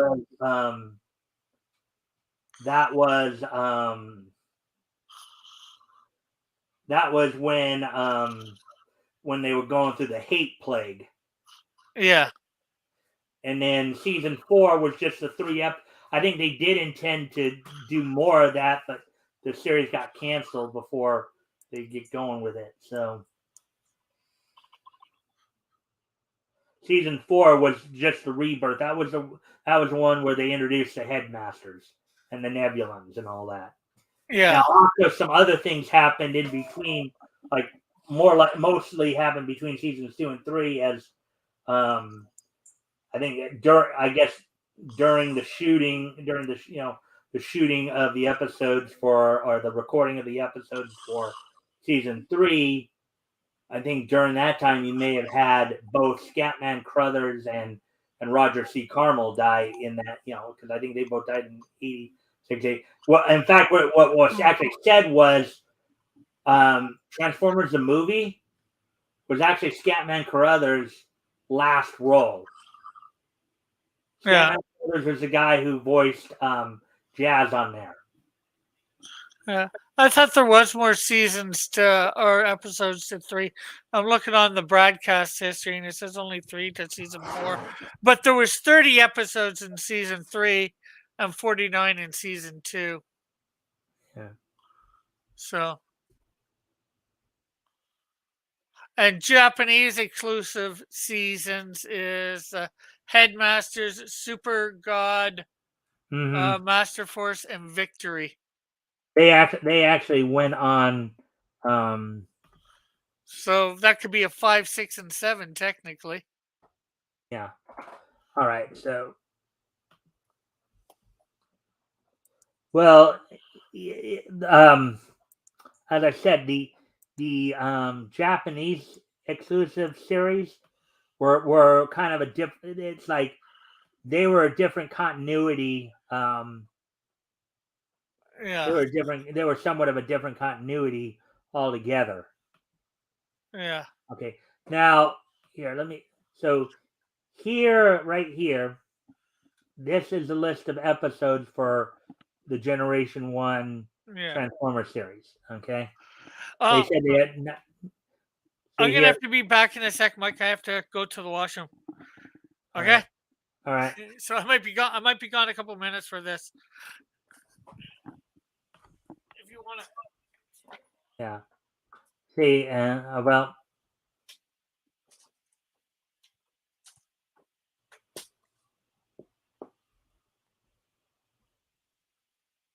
This is a list containing the episodes of Transformers, an animated television series depicting a war between the Autobots and Decepticons, who could transform into vehicles, other objects, and animals.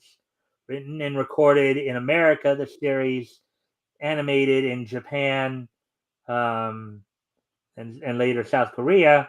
The entire series was based upon the line of transforming toys, originally created by Japanese toy manufacturer Takara, which was developed into the Transformer line by American company Hasbro. In the United States, the show aired a total of 98 episodes between 1984 and 1987. The episodes are ordered chronologically by broadcast date, order number. So,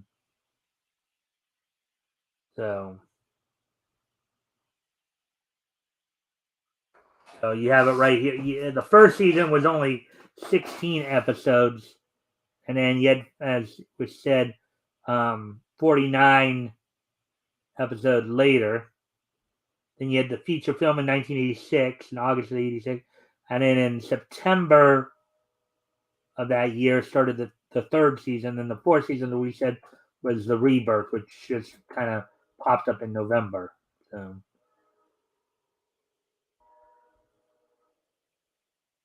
So yeah, basically season one featured, as more of the toys came out, they added, they obviously had to add more movies, more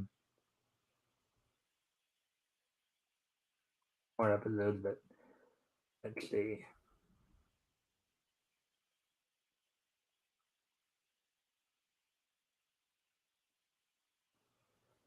The enforced title sequence was made of parts of from the others and TV commercials with season 3 music. Mm-hmm. Yeah. Epilogue. Season 4 is the end of the American series. The Transformers continued in Japan as Transformers Headmasters with 35 new episodes. However, it ignores the events of the Rebirth and is set in a different continuity. A fifth season was aired in the United States, but consisted entirely of reruns of previous episodes being told as stories by Power Master Optimus Prime. Yeah.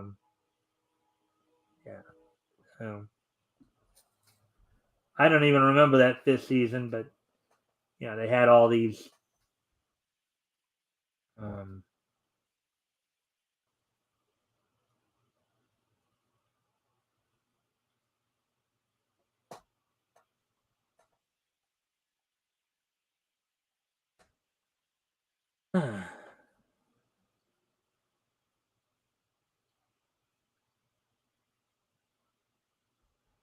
yeah, this is actually kind of this is one of those rare occasions where it's actually reversed. Where in this, this is one of the few times where we actually saw a series go from America starts in America and then was dubbed into Japanese.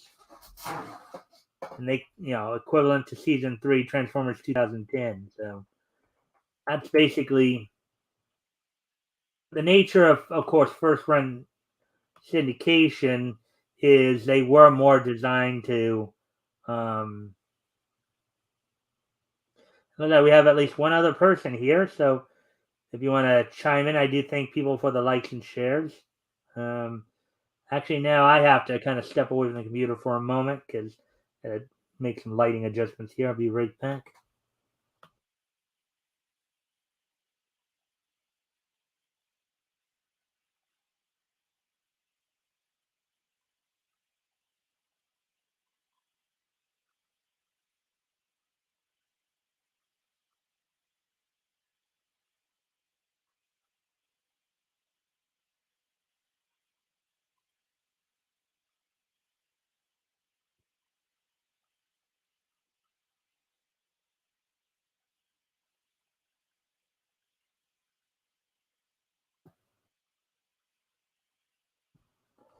All right, I'm back now, so I guess we're just waiting for Rick to come back.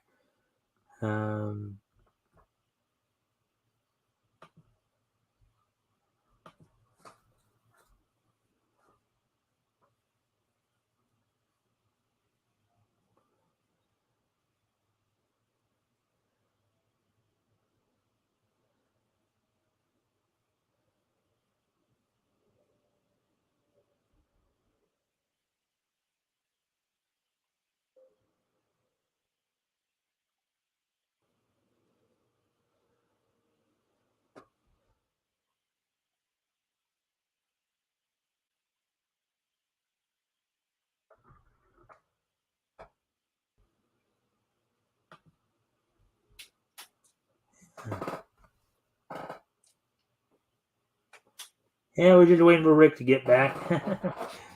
Huh.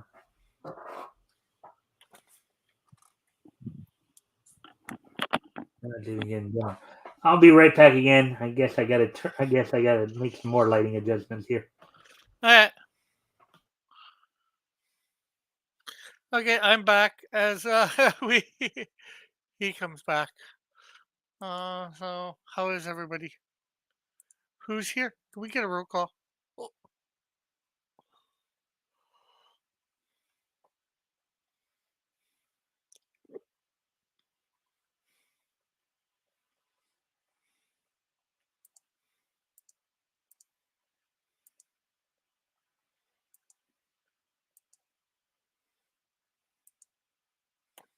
okay, so what shall we do with the drunken sailor? What shall we do with the drunken sailor so early in the morning? Okay, drunken sailor. Maybe it's not a drunken sailor. Maybe it's a drunken me.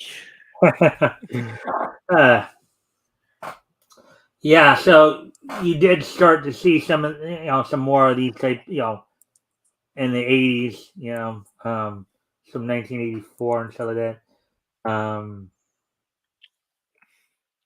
Moving on to other stuff. Actually, before we do that, let's look one other thing up there real quick because I know just so we understand what the nature of syndication was back then. Because I had talked about it, broadcast syndication, types, first run syndication in the U.S., influence on television schedules. Um, Yeah, and there's 70s, 80s, first run. In first run syndication, a program is broadcast for the first time as a syndicated show. Often it is made specifically to sell directly into syndication and not made for any particular network. Well, as you probably knew, a lot of the a lot of a lot of the syndicated Cartoons. or a lot of the cartoons, let's see, influence on television schedules. Okay, so there's an influence of them on in earlier times, independent stations thrived on syndicated programming, including some venerable and quite profitable stations such as KMSP TV in the Minneapolis St. Paul market. With the loosening of FCC regulations and creation of the new broadcast networks that came later, most of these independents have joined one the other. In other cases, like those of KCAL TV in Los Angeles, KMCI in Lawrence, and WMLW Racing Hockey, these independent stations are used to complement their network sister. Yeah, and I've seen some of that too. You all right there? You started Yeah. there. No, I'm not storing. Believe it or not, I'm just breathing heavy as I'm listening to you. I'm concentrating on listening to you and taking in what you said, reading. Yeah. That's the animated series. So during the late 1970s and 1980s, independent stations signed on in mid-sized and many small markets. The market for made-for-television cartoons grew as a result to include a branch for such stations. It usually had a greater artistic freedom and looser standards, not mandated by a network. The older Bugs Bunny and Popeye cartoons made way to first run syndicated cartoons, such as He-Man and the Master of the Universe, Inspector Gadget, Heathcliff, Thundercats, My Little Pony, The Transformers, G.I. Joe, Voltron, Teenage Mutant Ninja Turtles, reruns of Scooby-Doo, Garfield and Friends, and Pink Panther, and more. In 1987, Walt Disney Company tried its luck at syndication with Ducktales, which of course this all eventually led to like the One Disney Afternoon and stuff. Premiered that September and would eventually last for 100 episodes. The success of DuckTales paved its way for a second series 2 years later, Chip 'n Dale's Rescue Rangers. The following year, the two shows aired together under the umbrella of the Disney Afternoon in the fall of 1990. And of course, I remember a few others like Tailspin, Gargoyles, Darkwing Duck. Yeah, Uh, I remember those. yeah. These cartoons initially competed with the ones that were nationally televised on the broadcast networks. In the 1980s, national broadcast networks only aired cartoons on Saturday morning cartoon, or not competing with the weekday and Sunday syndication blocks, and aired by local independent stations. However, by the 1990s, Fox and the WB launched their own weekday afternoon cartoon blocks. By the end of the 90s, both syndication distributors and broadcast networks ended up losing most of their market to the rise of cable television channels aimed at the audience, such as Nickelodeon and Cartoon Network, what we were basically talking about earlier. Okay, where are you? I can't see where you are. Oh, okay, I see. Right up at the first paragraph. Uh, Okay, my bad. all right. Which would provide appealing children's program entertainment. Yeah. Is that where you are? Losing most of the due to the rise, which provided appealing children's entertaining programming throughout the week. And you have to remember to the early days of like Cartoon Network. Okay, now we are getting pretty dim. I'm gonna step away from the computer one more time here so I can turn on my light. So I'll be right back. All right.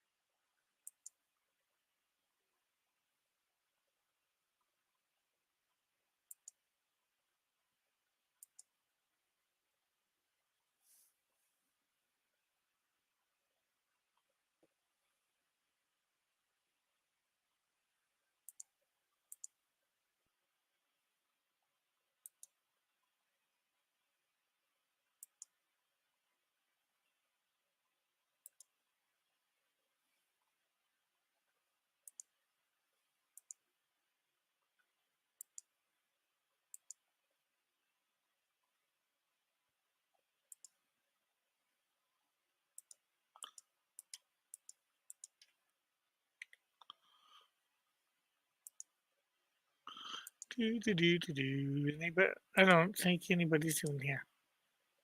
but that's all right. Um, yeah, so this is a little bit interesting getting into this niche part of Did you hear me at all? no, I think I heard you a couple seconds before you came back. Okay, Uh, because I just realized I think I forgot to unmute myself and turn my camera back on. Because I come back to this screen and I saw that my camera was were still off. oh, So I just probably talked for a few minutes there, and oh, yeah. If you've been talking for like any, like a minute or two, yeah, we did. I didn't hear you or see you. yeah.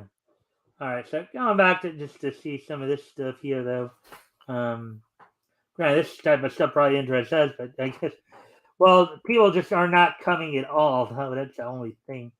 Um, if RJ was here, we would have probably been talking about something else. But I just, as I said, this is. But whatever we get into, we get into. Yeah, And so this is stuff from 1984, of course. 1985. I think things really picked up in the late 80s there. yeah, mid 80s. Mid to late 80s. When this Thundercats debuted in January. Let's see. Those are films released. Television series. Let's see. I'm trying to see if there's Robo, anything. let's see. March 4th, according to this, March 4th, Robotech debuts on First Run Syndication, on Sci-Fi Channel, Cartoon Network, and KTEH in Mm, 1985. Actually, well, Cartoon Net. No, it didn't debut on Cartoon Network till years ago. Cartoon Network wasn't even around then, so somebody's a little goofy there. It was in syndication, yes, but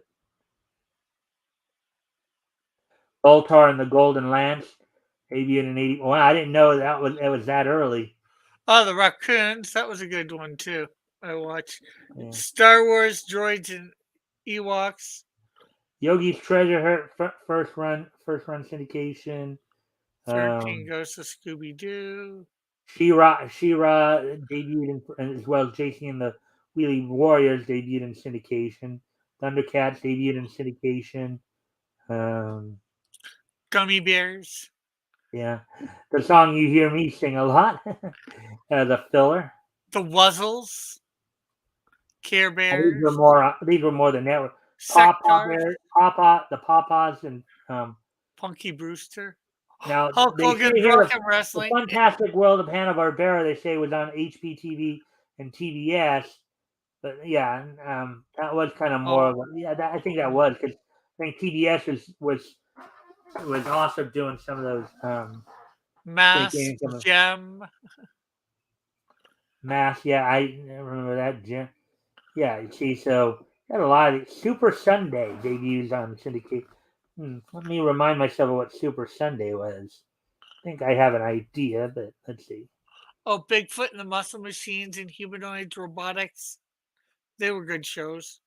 Yeah, yeah. Robotics, Bigfoot and the Muscle Machines. Yeah. Bigfoot and the Muscle Machines. Yeah. Let's see. Here in Los Angeles, it was on KCOP. Yeah. So you had a lot of these, but,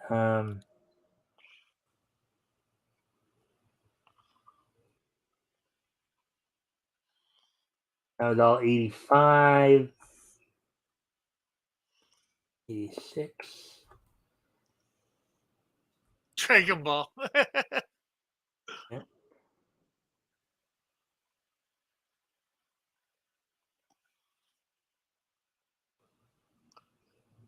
Like 86 is probably the Liberty and the Littles. Oh wait. Oh, that's some. Oh, these must be movies. Here we go. Here we go with the television series. Let's see now. What you I'm just said? just Uh oh. trying. I'm just trying to look through the what was in January and all that when you went past it, but Uh, get let's into see. September. Defenders of the Earth started in syndication on September the 8th. Defenders of the Earth was a cartoon that was based on some of the King Feature Syndicate superheroes. That was the one that had Flash Gordon, Mandrake the Magician, Lothar, and the Phantom teaming Yeah. together with their supposed kids. Teen Wolf, I remember that. And the Real Yeah, Ghostbusters. yeah. But look at how many. Yeah, the Ghost. Let's see. This is 1980s. Well, I think that's actually Filmation's Ghostbusters. That's not the real Ghostbusters. That's Filmation's Ghostbusters. No, this would probably been the Filmations one Yeah, because that's what I'm saying. This Ghostbusters right here, I believe, is the Filmation one. no, I Yeah. was looking down where it said down a little further. It said the Real Ghostbusters. All right. Okay. Oh, both of them debuted that year. Yes. Yeah, September Um. 13th. See, I Oh think the yeah, the real other, Ghost. I That think one that went on syndicated as well. And do you know why they had to say the real Ghostbusters? because of that other one up there that was created earlier, I believe. Well, it wasn't And just that, but okay, so that animated series, the Ghostbusters, was actually based on a live action series from like 11 years prior that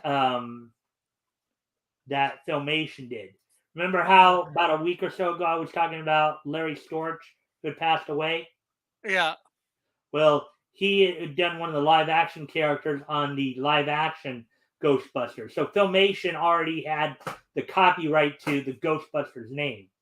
yeah, So the one that was from the movie, they had to depict, they had to change the name a bit. You yeah, know, yeah. Silverhawk. Plus, I think there was a. It says first run at syndication, but I think that Ghostbusters was on a network before then because I could have sworn I seen it somewhere else beforehand Well, the for real cartoon. Ghostbusters started out on ABC and then moved to Yeah, syndication in no, 1987.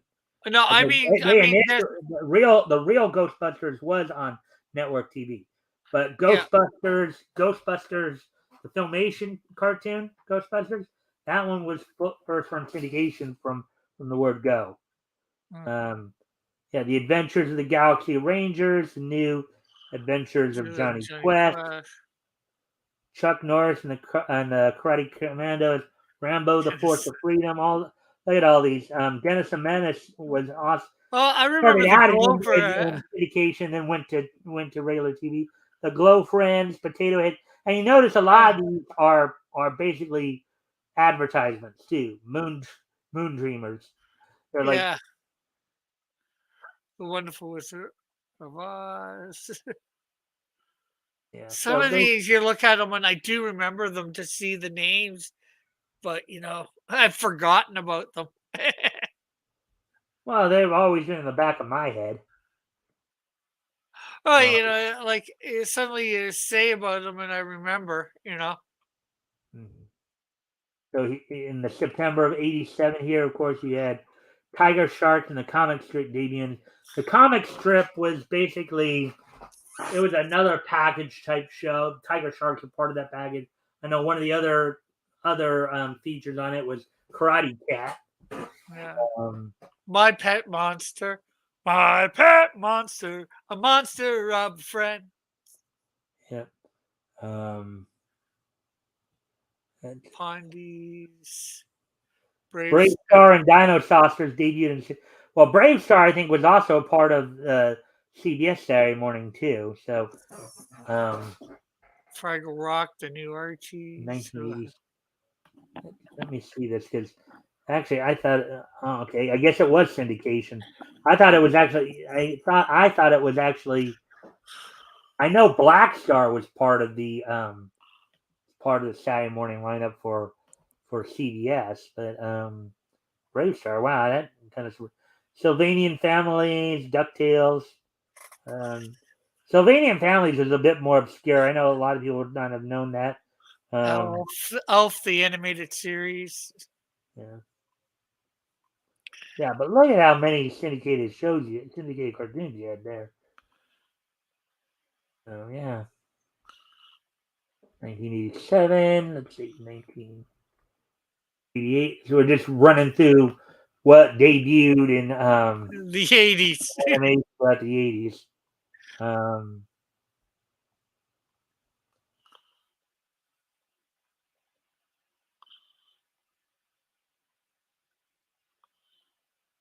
let's see, Robotech 2, The Sentinels debut in syndication. Uh, Count Count Duckula or Duckula on Nickelodeon. Yeah, Police Academy. yeah. Yogi Bingo, The Bear. Last Dinosaur in syndication and FR French 3. The new Yogi Bear Denver. show debuts in syndication in 1988. RoboCop. Garfield and Friends on CBS. Fantastic Max in syndication here in the United States. Superman debuts Cops. syndication, yeah. Fighting crime in the future time. Dino Riders, Raggy. RoboCop, the animated series. Marvel Action Universe debuted in syndication in 1988. Albeit, I don't think that one actually lasted all that long because I don't know I about think that. that was. No, yeah. Oh, it actually went a weekly syndicated television block from 19 that included Dino Riders, Pride of the X-Men, and Spider Pride Man of and the his X-Men man. didn't last too long though, but and RoboCop.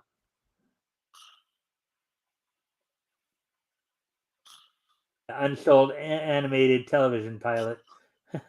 So yeah.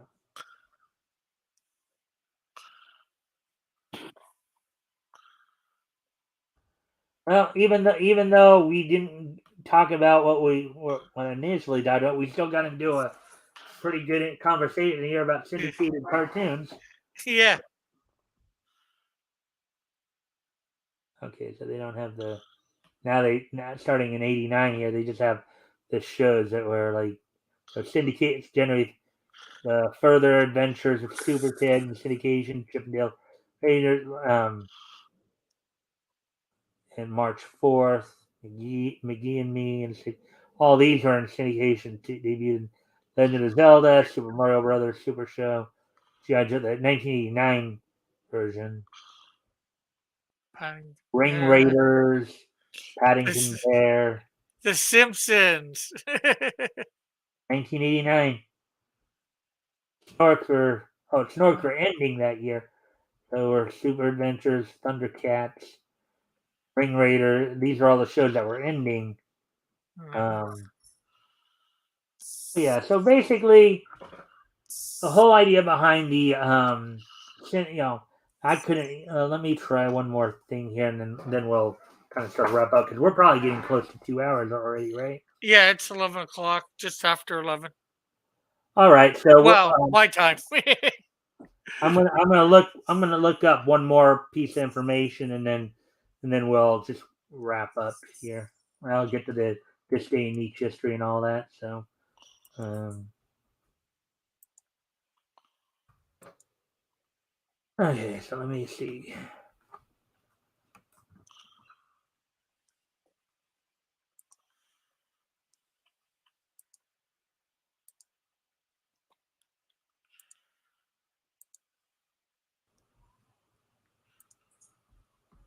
All right, first run sticky.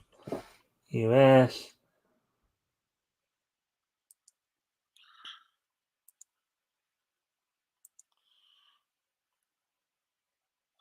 broadcast syndication. That's all they show here. Okay. Uh, Public broadcasting. Yeah, but I was thinking that some kind of deal they had. Maybe I need to read a little bit more into the um.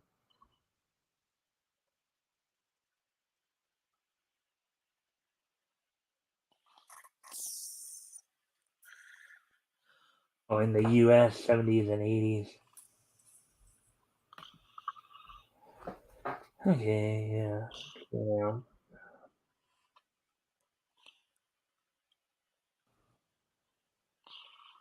animated series. That's right. Let me read one more.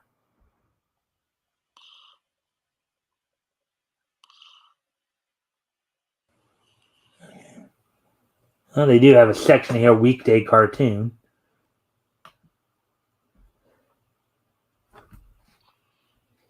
History, let's see.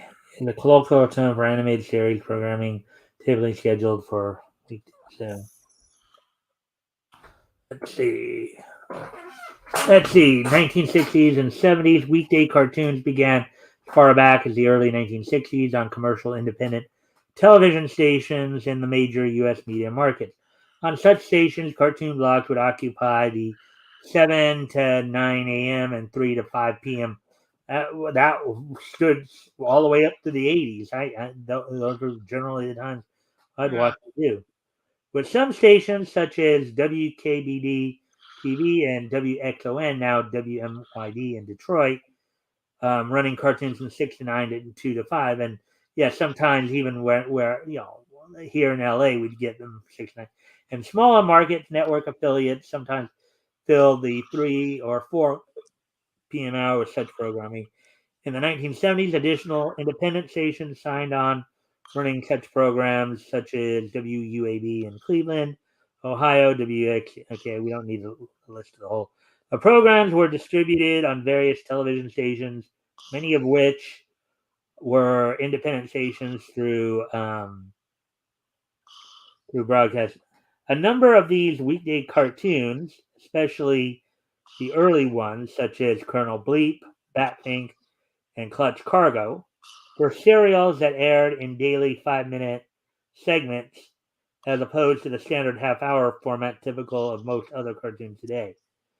A glut of such shows were produced in the late 1950s and through the 1960s, then syndicated continuously for the next 2 decades. These programs were usually distributed to local stations to air within the locally produced children's program showcases, which, in addition to cartoon shorts, also included games, locally produced or franchised costume characters. Best known example is, of course, Bozo the Clown. Bozo the Clown, but also Captain Kangaroo is another one. Yeah. Was more of a network version of it. Yeah. Entertainment to form a variety show. Program model slowly died out during the 1980s. It's just true. 1980s.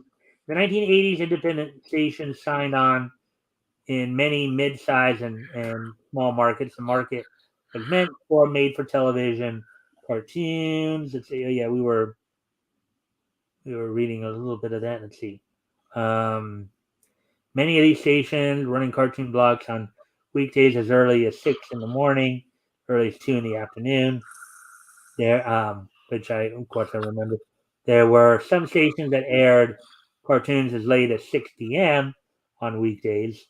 Most large and mid-sized markets had at least 2 local stations running such programming in the 6 to 9 a.m.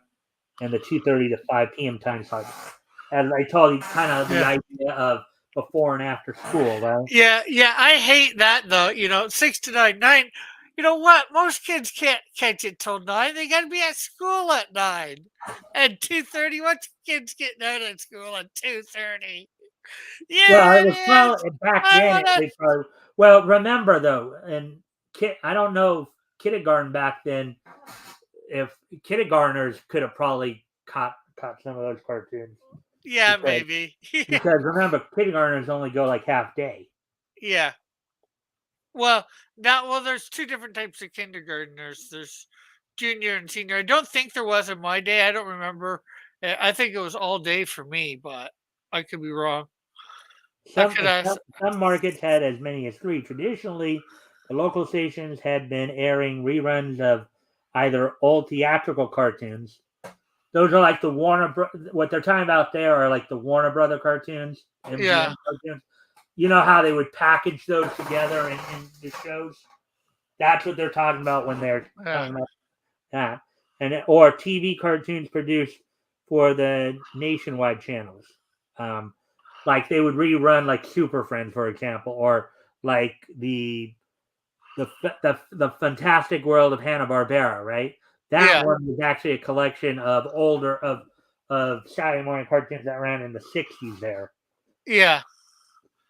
The Uh, first cartoon series to be produced for the first run syndication were He-Man and the Masters of the Universe and Inspector Gadget, both premiering with 65 half-hour episodes in the fall of '83.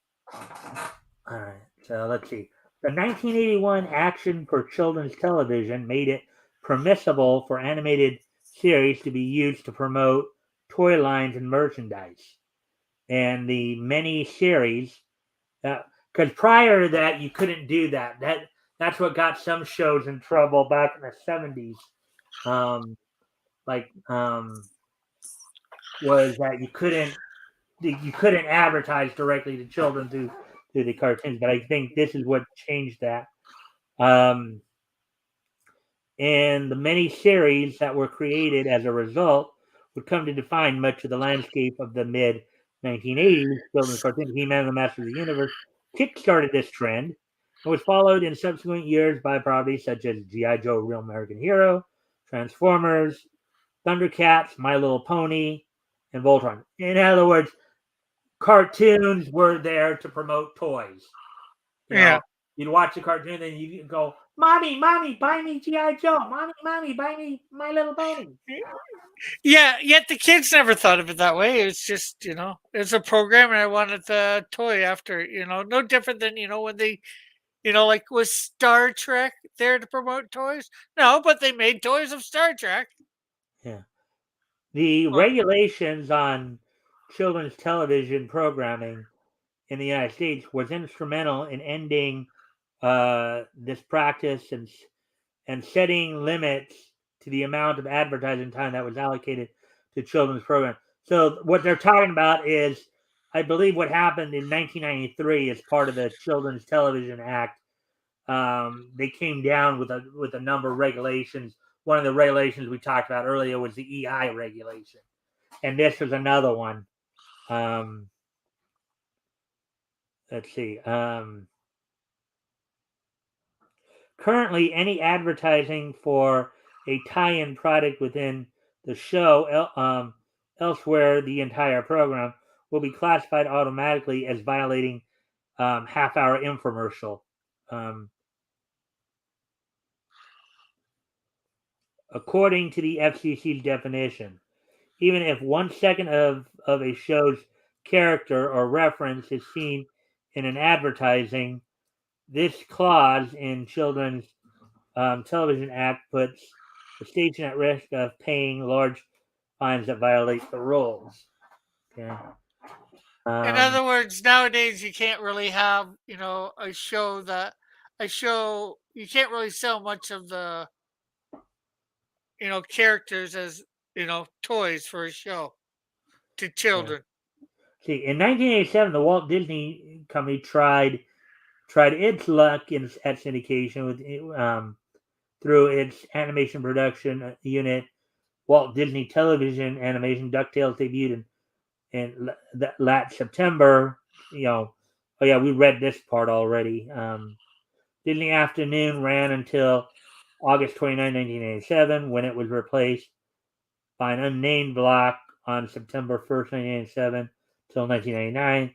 Was then replaced by Disney's 1-2, a spinoff of ABC Saturday morning block. Disney's one, basically, though, Disney's one Saturday morning block and the Disney's 1-2, that was featuring like the Saturday morning cartoons that ABC did in the the 2000s, like Recess, Fillmore.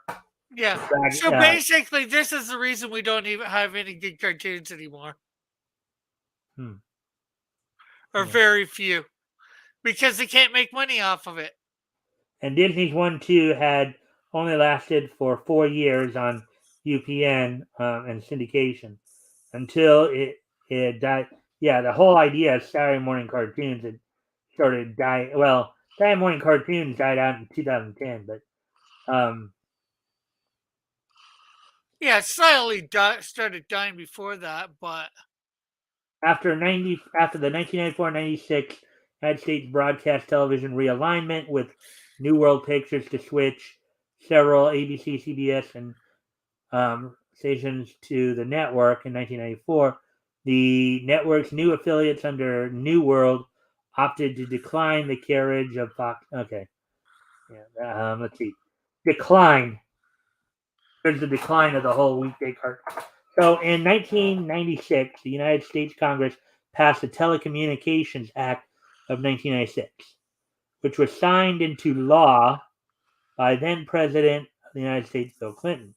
boo. Among the, among the changes to broadcast regulations incurred by the passage of the law included the relaxing of radio and television ownership limits, and it would also regulate children's television substantially. All broadcast television stations would be required to air 3 hours of education and informative EI children's programming on a weekly basis, with a few exceptions. However, the weekday cartoons were then not considered to meet the requirements set by the federal mandates. The Federal Communications Commission also placed new regulations on advertising content, making selling commercial time during entertainment based children's programming difficult on over the air stations. Cable channels, in comparison, would not face the same stringent regulations. The decline of the weekday cartoons began in 1997 as the FCC's new regulations on children's programming resulted in complaints from local stations regarding the ability to make airing cartoons financially viable. I think you just said that, right, Rick? Yeah, basically because they couldn't make money off the cartoons anymore, we get Yeah. shitty cartoons. Yeah. Regardless of the new regulations, UPN attempted to run a teen sitcom block in 1997. It only lasted 1 year. Warner Brothers would stop syndicating its vintage theater and made-for-TV local cartoons to local stations that year. Again, what they're talking about when they say vintage theatrical, they're talking about like the Bugs Bunny, Warner Brothers, Yeah. MGM cartoons, that kind of thing. That year, relegating them to cable television. The WB, though, continued to air Kids WB and commissioned the daily cartoon Hysteria to meet the EI block. I don't know if you remember Hysteria or not, or if you even heard of it. Not really. I might have. Kind I of, don't it was know. kind of a comical cartoon. In other words, it was kind of a comedic version, a comedic look at American history, like kind of a parody of American history kind of thing. Yeah. Um, Starting in 1988, some UPN and WB affiliated stations would scale back their reliance on syndicated cartoons in morning time slots in favor of airing family sitcoms, weekday morning local newscasts, and or court talk shows, which of course now is the case. Now no station, no like regular station has any cartoons. You know, you had to go to the cable stations or Yeah. And, not too many kids want to watch educational TV shows, even educational cartoons, right. because most of them are boring as all get out. About the only one Just that, like a lot of people don't want to read about Superman kissing another guy, right? yeah. That goes to show you what government thinks. Disney's One Saturday Morning was was on from 1997 until still there was a decent number in syndication. Yeah, and by the 2000s, a lot of stuff was moving over to 2010s cable television, current situation. But what I was trying to find, because I thought I heard something, thought I heard something about the syndication contracts, um, but I guess not. So, anyways, I know we're coming up on 2.5 hours here, Yeah. but But we still had I think we still had a pretty good informative show, even Yeah. if we we did. Yeah. Granted, these things are more designed to be, you know. But anyway, so I think it would be a good time to start wrapping things up. Let me just double check something. 18, 17, 2000, let's see, 2012, and then 1992. Okay. All right. So without any further ado, why don't we take a look back at this day in Nietzsche history? History! All right. So first off, I head back 30 years ago today. As on this date, 30 years ago today,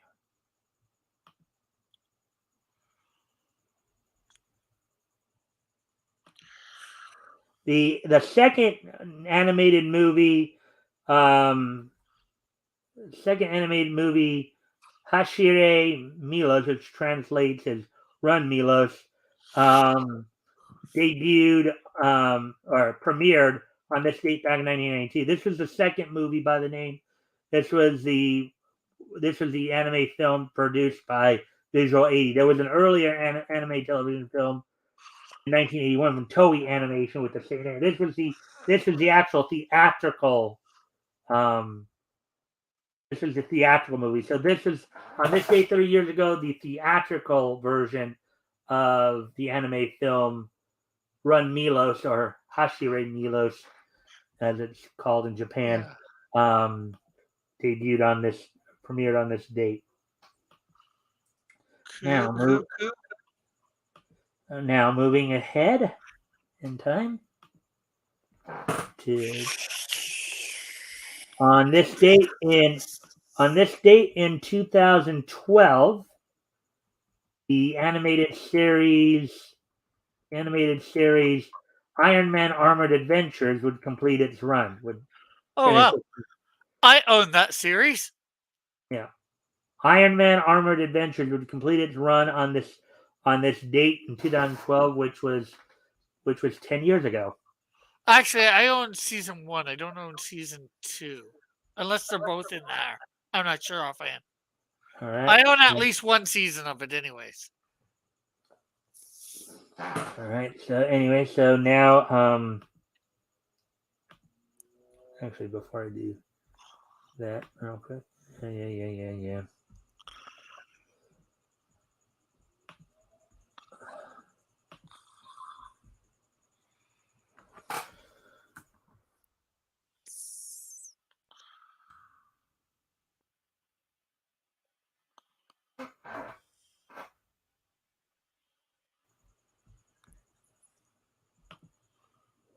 All right. Let's see. So, getting ready to share another piece of history.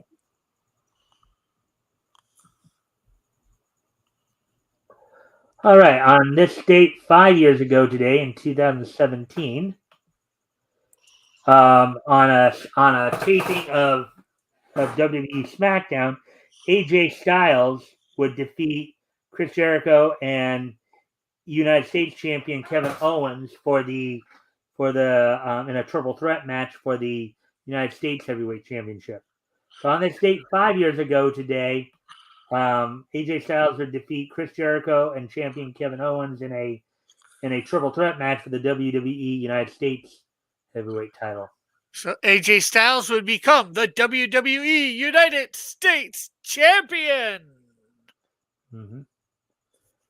Anyways, and finally, yesterday on this date, no, 4 years ago on this date in 2018,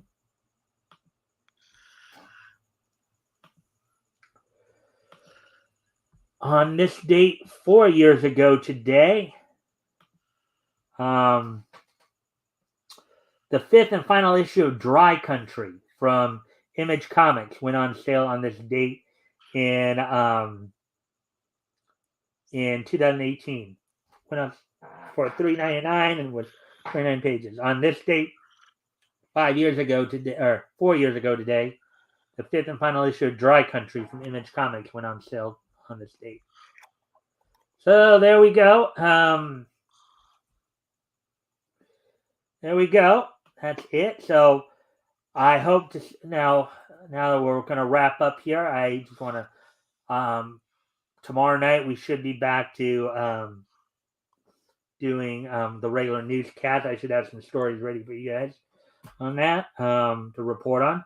And this Friday, of course, R.J. Carter from Critical Blast will be joining me as we finish up our coverage of March of 1939, looking at comics that went on sale from Quality Comics. We'll be focusing in on Feature Funnies, Volume 1, Number 20. So we'll be reading, of course, The Clock and Black X, Espionage of Black X. So until tomorrow, bye.